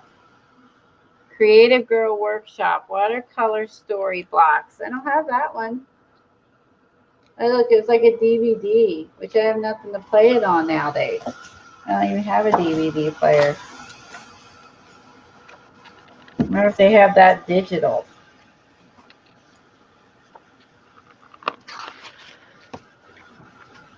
No, I can't hear Beth. Wait a minute. Unless I got her muted. Hold on. Might be me. Hold on. Hello. I've been talking your ear off and you haven't heard a word I I said. hear Beth. You still can't hear me? Can everyone else hear her but me? Huh. Hold on. I cannot hear Beth. So I can talk about Coleen and you can't hear me? We can talk secrets. Are you? I think it might be me. Uh-oh. Is she talking? Yeah, I'm telling all kinds of secrets about you.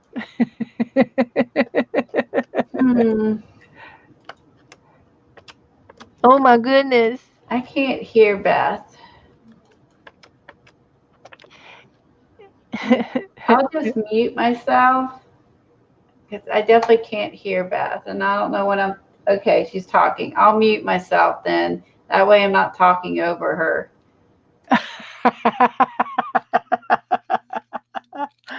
Oh no. She can't mute herself all the time. Yeah, she could. I was just looking at this one. She had two of these and sent me one of them. And it's just all kinds of mark making techniques, mixed media book. Oh no. And and it and it reminds you of all the things that we forget to do, you know. It's like we know how to do a lot of this stuff, but we forget to do it, you know, without having the list in front of us.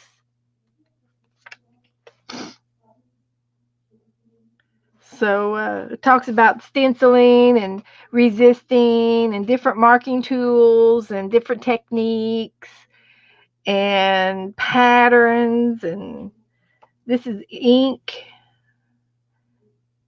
And this looks like a heat tool.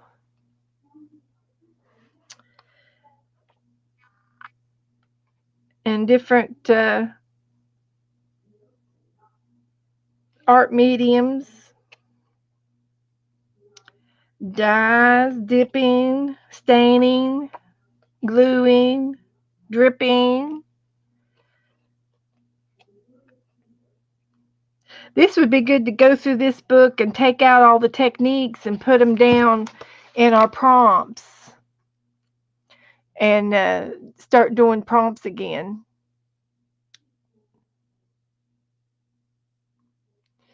I wish I what? Tom figured it out. What'd you do? Wait a minute. No. Let's see. Is Beth talking? Can you hear me now? Oh no. Wait a minute. I'm talking. Okay, now I hear the blasted. Okay, so what happened? God, I feel really stupid. So as I'm working, right, I'm moving shit to my right, my left, and all over out of the way. And Yeah. I laid some stuff on my keyboard. Oh. Oh my God, that was like the dumbest thing ever. I've been talking all this time and you haven't heard a word I said. I No, read everything. for probably about 10 minutes. You can go back to the video and watch it again. 10 or 50 minutes, I had no idea what you were saying. I'm like, where is she? I just jibber jabbering along with you. Oh my God, it's drowning you out being a rude and obnoxious. No. I just thought, well, that's okay. I'll let you talk. No, we went back and forth. But we always do, and I don't have a problem with it. I'm sorry. It was just, I absolutely what happened is I laid something on there and that's why it wasn't working. Hey Cheryl, I can send you a recipe for a pumpkin cake that was absolutely to die for. Pumpkin cake. It doesn't work as good as what I had hoped, but I think, I mean, there's some resist, but if I threw water on there, it would do that. Would that? Well, only thing I can think of is maybe the soap would leave, a bigger droplet of. Yeah, because I mean, technically, if I threw water on there, it would do the same thing. You know what I'm saying? Wash it off. Yeah, but I think salt would do better. So I'm really on there. I said pour it on here. So I'm really confused about this. But if you would put that on there before it dried, you might water it down in droplets. I'm really confused. Let's do this again. Yeah, I'm sorry about that. I literally just couldn't hear you. I was confused. Yeah, I had crap on my keys. You were probably wondering where the heck I was. I did. I thought you left. I thought you left and went somewhere. I'm like, well, maybe she. No, I've been here looking at this book and she went to the bathroom. And I've been posting stuff on Facebook. And all right, Eileen, I'm not about this one either because technically, other than a couple spots here, I don't see like. I'll get you the recipe, Cheryl. I don't see it being a big deal. I don't see it like. We did jelly prints this last week, Mindy. I don't know what she's planning on doing next week. Okay, I don't like that one. Let's see. I know salt works on watercolor. Yeah, it really does. I like the way the salt works. We know that works.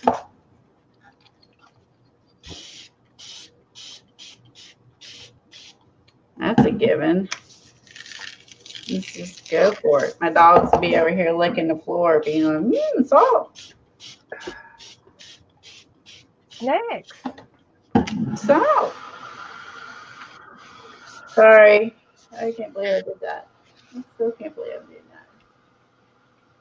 Yeah, I literally was just like, she left. No, been here all along. Well,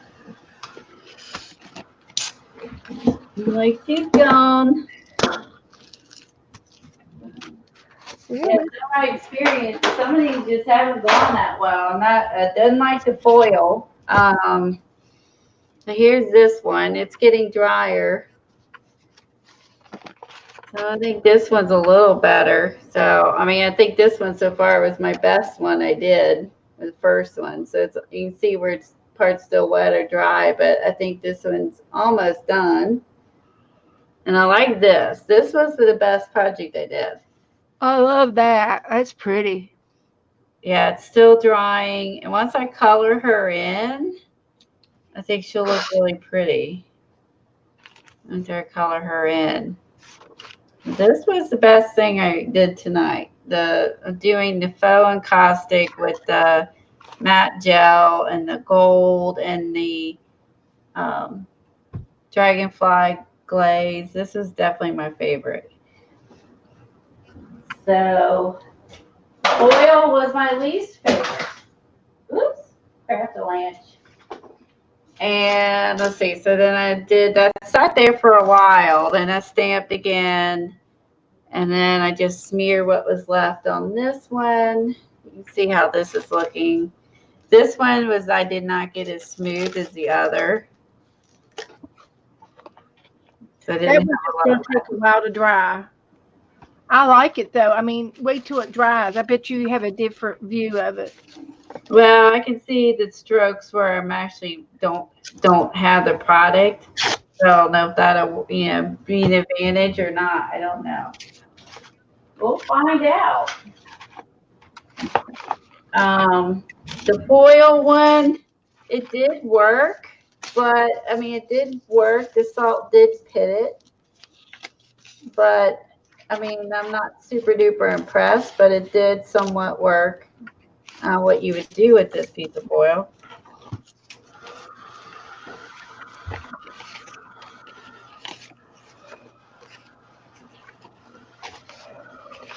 Using alcohol inks and salt work best on glossy paper.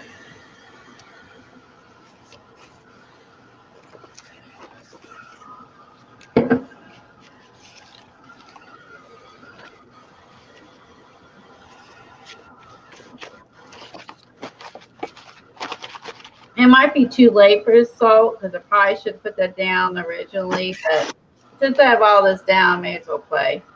This will be wrapping it up anyway. Here, Yeah. 10:30.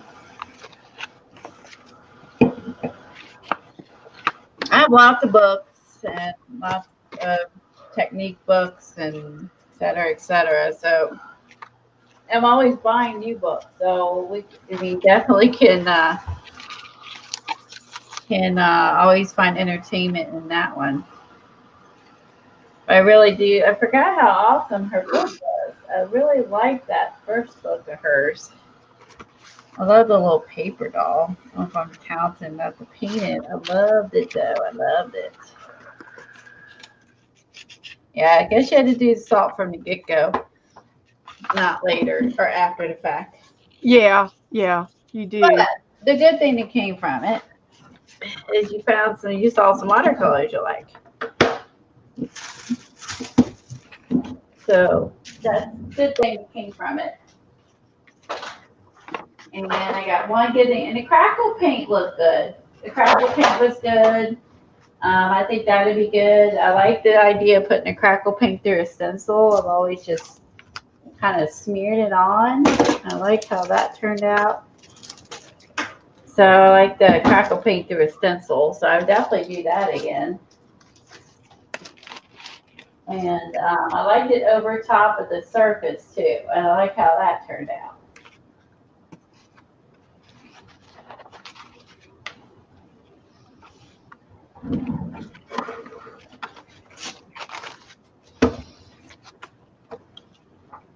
Well, this was fun, Eileen.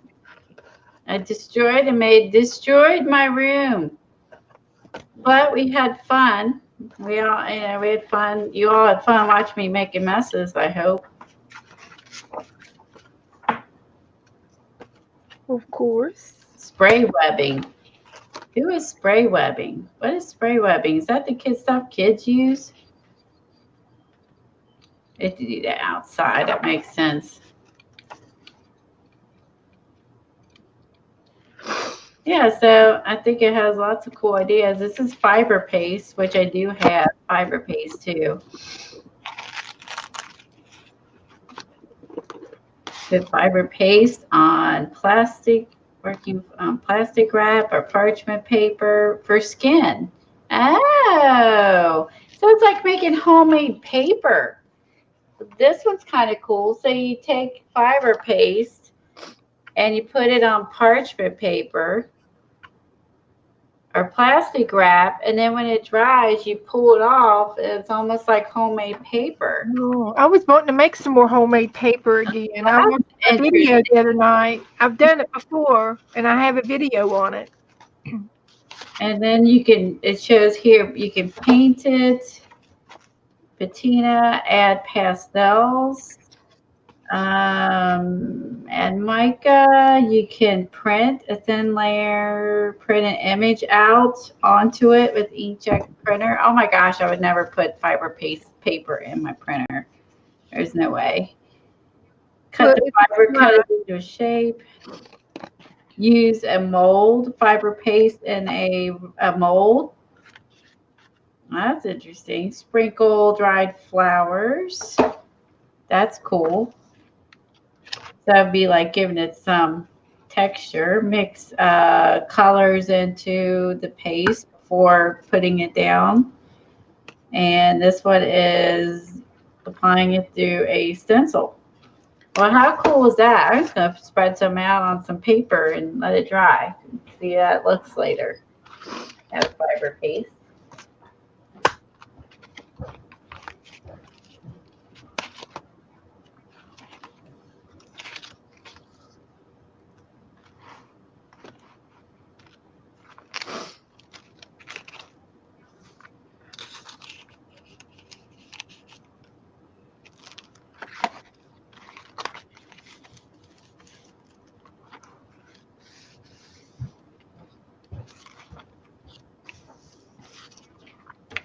Parchment paper. I should have that downstairs.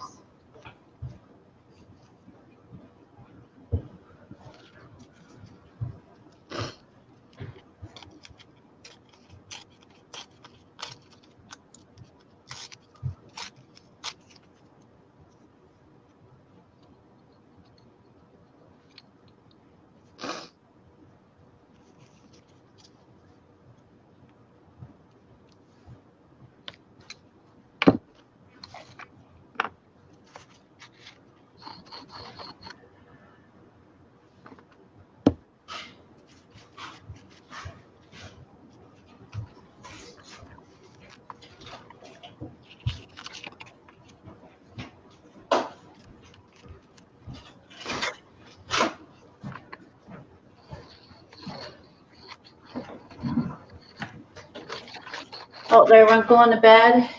Good night, Kathy. Good night. Bed, Faith, Helen. Night, everybody's leaving. Yeah, it's that time. About that time. All right, I'm gonna try this. I'm gonna try the fiber paste and let it dry overnight. And then I'll do a couple different blobs. I'll make one with color. I'll leave one plain. You're going to do the fiber now? Yeah, I'm gonna do that. And let it dry because you gotta you gotta put it on there and let it dry. Okay. You can see what it looks like later. And what are you using? Fiber paint?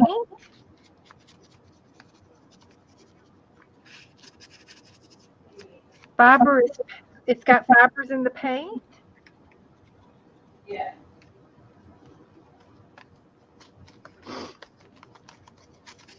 Huh.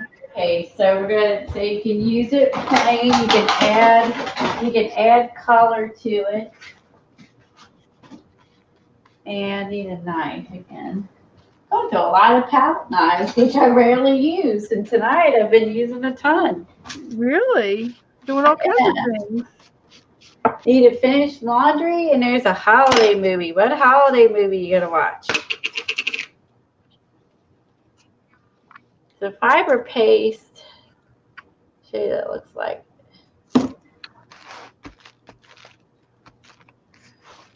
Get my camera to focus. Come on, camera. Come on. There it is.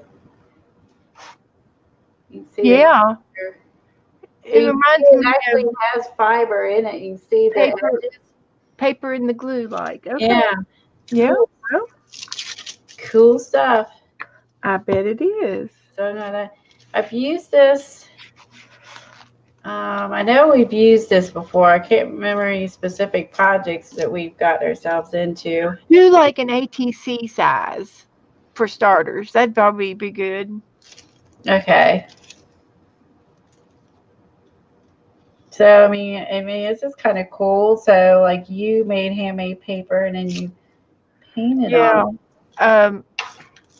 Because my handmade paper, I use my blender and it's just shredded up tissues and napkins and papers that you have in the room, and you put in the blender and make your pulp. And then I use those little square netting sheets, and I've got them all cut to ACT size, and I dip it in the pulp and let it drip, and then I lay them on the towels on the floor and let them dry for a couple days. How thick? Oh yeah, how thick does it Well, need to be? you don't want to see brown, so it's got to be thicker than. Yeah, this is pretty heavy. I Yeah, mean, yeah, you can see the. yeah. Yeah, it's I could pretty say heavy. that's probably. I would say construction sheet size. But I'd make it as big enough so that you can actually make something out of it when you're done, like an ATC size or something like that, Make it. or a bookmark, or you know. Oh, is that ATC size? Well, it needs to be 2.5 by 3, doesn't it? Let's see. 2.5 by 3.5. I forget.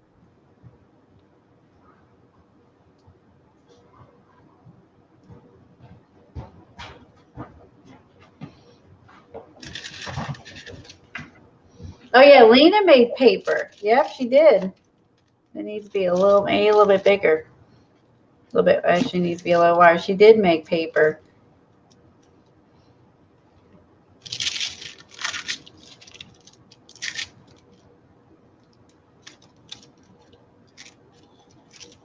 I don't ever have She's not afraid. She's not afraid to try anything. She'll try it all. Lena will do it all. I've never made handmade paper. This would be my version of handmade paper.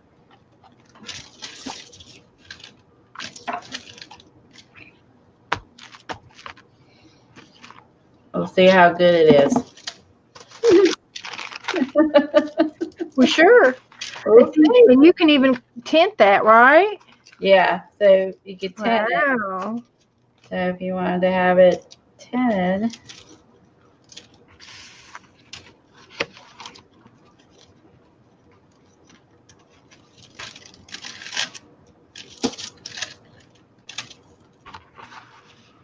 that looks about right. Use up what's left in here. There's not much left. I'm gonna add a little bit. I'll add a little bit of color to add. What color would we like? Gold, blue, normal, shiny. Blue.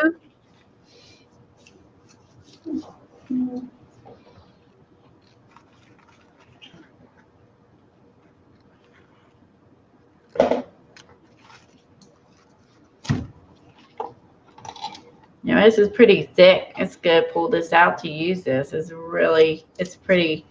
It's almost all gone. Wherever I used it on.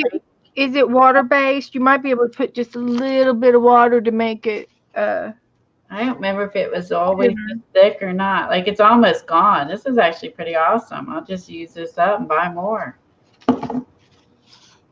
Because apparently I used a lot of it, whatever I used it on. Because it's almost empty. I would think you'd be able to use it like texture paste.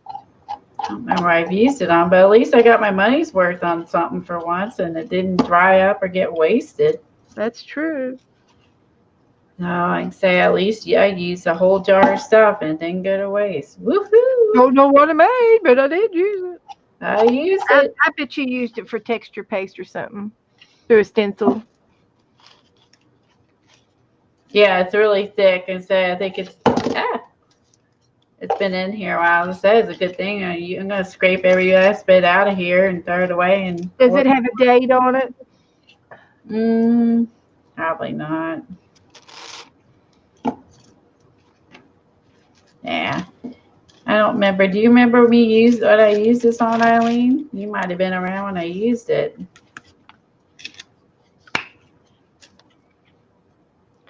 Thank you, Cheryl. She put a link in there. Yeah, I have to get some more of this. Apparently, I liked it. And I used the whole thing. I'm so proud of myself. Not one bit wasted. Not dried up. It doesn't stink or No, not all not sticky. soured. Yeah. Done good. Now spread this out. Make it big. I'm gonna make a big piece.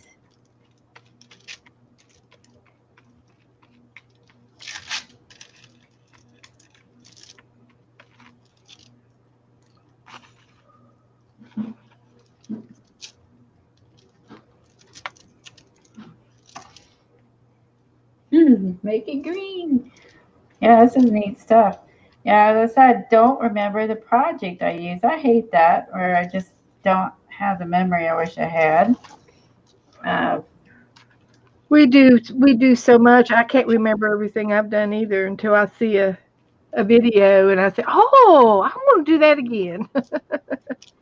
yeah, it's like I don't remember. I mean, I used almost the entire jar. Now I don't. It's like it's a shame I don't remember what I used. Almost the entire jar on. Yeah, yeah.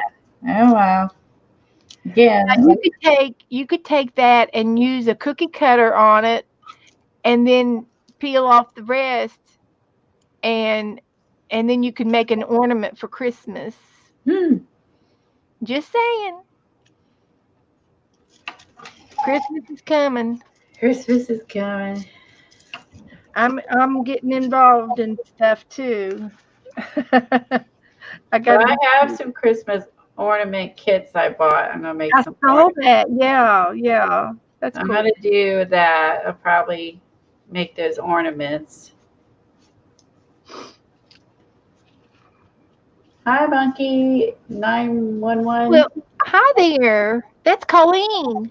That's the other Hello. Colleen. I forgot. Thank Yep. you. I forgot. Hi, Coleen. Where you been? Where you been, girl? Where have you been? All right. I finally used the product up. I'm so proud of myself. I've been making one mess after another tonight. Beth managed to only make one mess, and then I made like 1,000. Well, no, not really. My table's pretty wrecked. Oh yeah, and I talked over for half the video because I had something on my keyboard and thought she was muted. Or my sound broke, or her sound broke, and it was me. Oh, an airhead. Sometimes. See.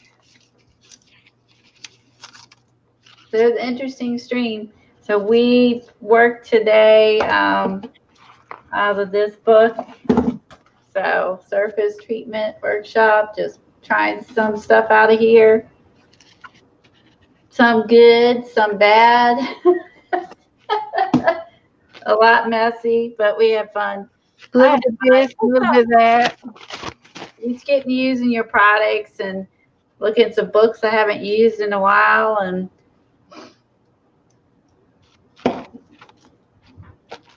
stuff like that. So it made it worthwhile. And my only the foil was terrible. My only successful one was this one, our Faux Encaustics. That was my only successful one.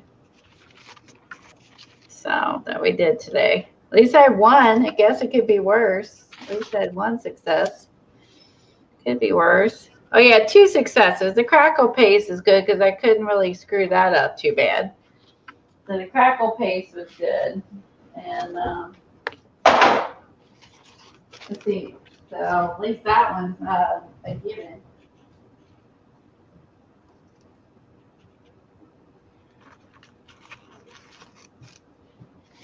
Okay, let's look at the progress. Oh, it's looking good. It's actually you don't you don't like your book too much. There's better books out there. Been missing your live. Sorry. That's okay, Colleen. Thanks for coming. Sometimes you can't, you're busy. If you watch the recordings, that's cool. At least you fast forward through a recording since they're always really long. There's my channel, her channel. So there you go. There's that one. So actually, that's doing really well on top of this, wherever this spray is.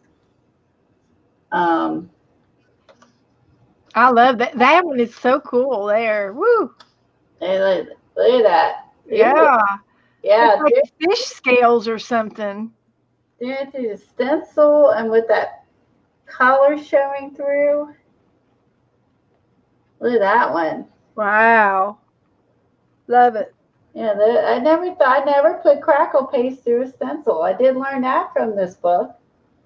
I have never put one through a stencil. I'll be darned. So that's a first for me. So the bottom ones are thinner.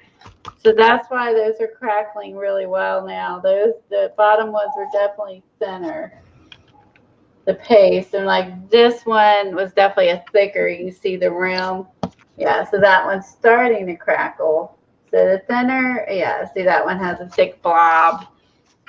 The thinner, the quicker crackles. But the thicker, they said the more it crackles. It just takes longer. So Okay. that makes sense. But yeah, oh, I'm liking those. Oh, I love the flower one.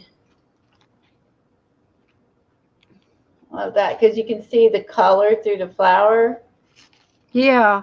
And the heart, you know what I mean? Because you got the color showing through and a crackle in the middle. Yeah. Oh, I love that part of the stencil.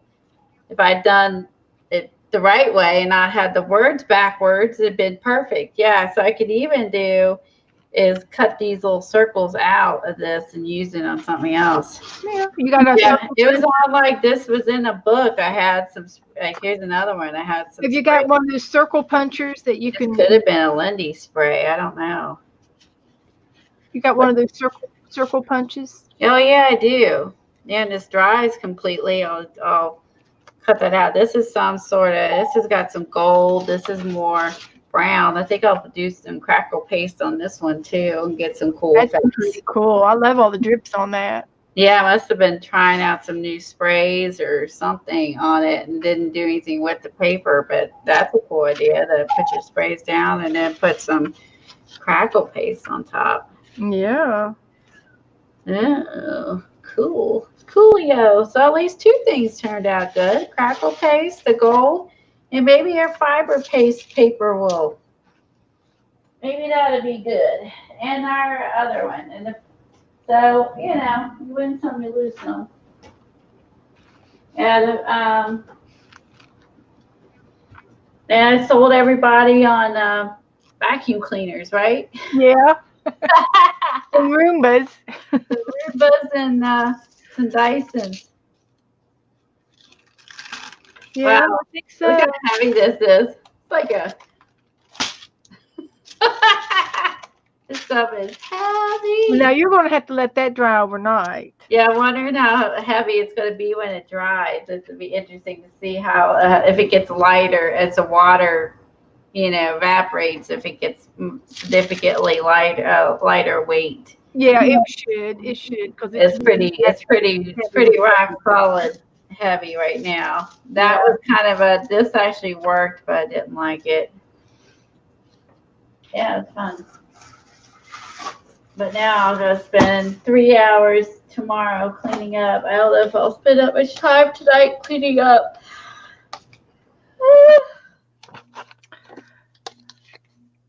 You've done a lot. Good. Thanks, everybody, for being patient. And Beth, especially, since this is her show.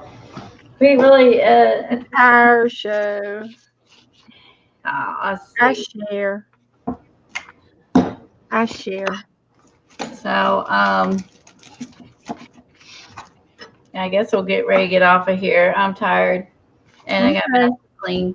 Me too. I gotta see how this comes out of my cup. I will get that in water immediately. Yeah. See how well this comes clean. Immediately. Yeah, I think that's gonna be in the worst. Yeah, I think you're right. That needs to. I don't know. That's gonna come clean. Thanks everybody. Of Thanks course, to it might you. dry up and then you Everyone can for the throw it all out inspiration once. for the show tonight. Yeah. I like to give you. I had fun.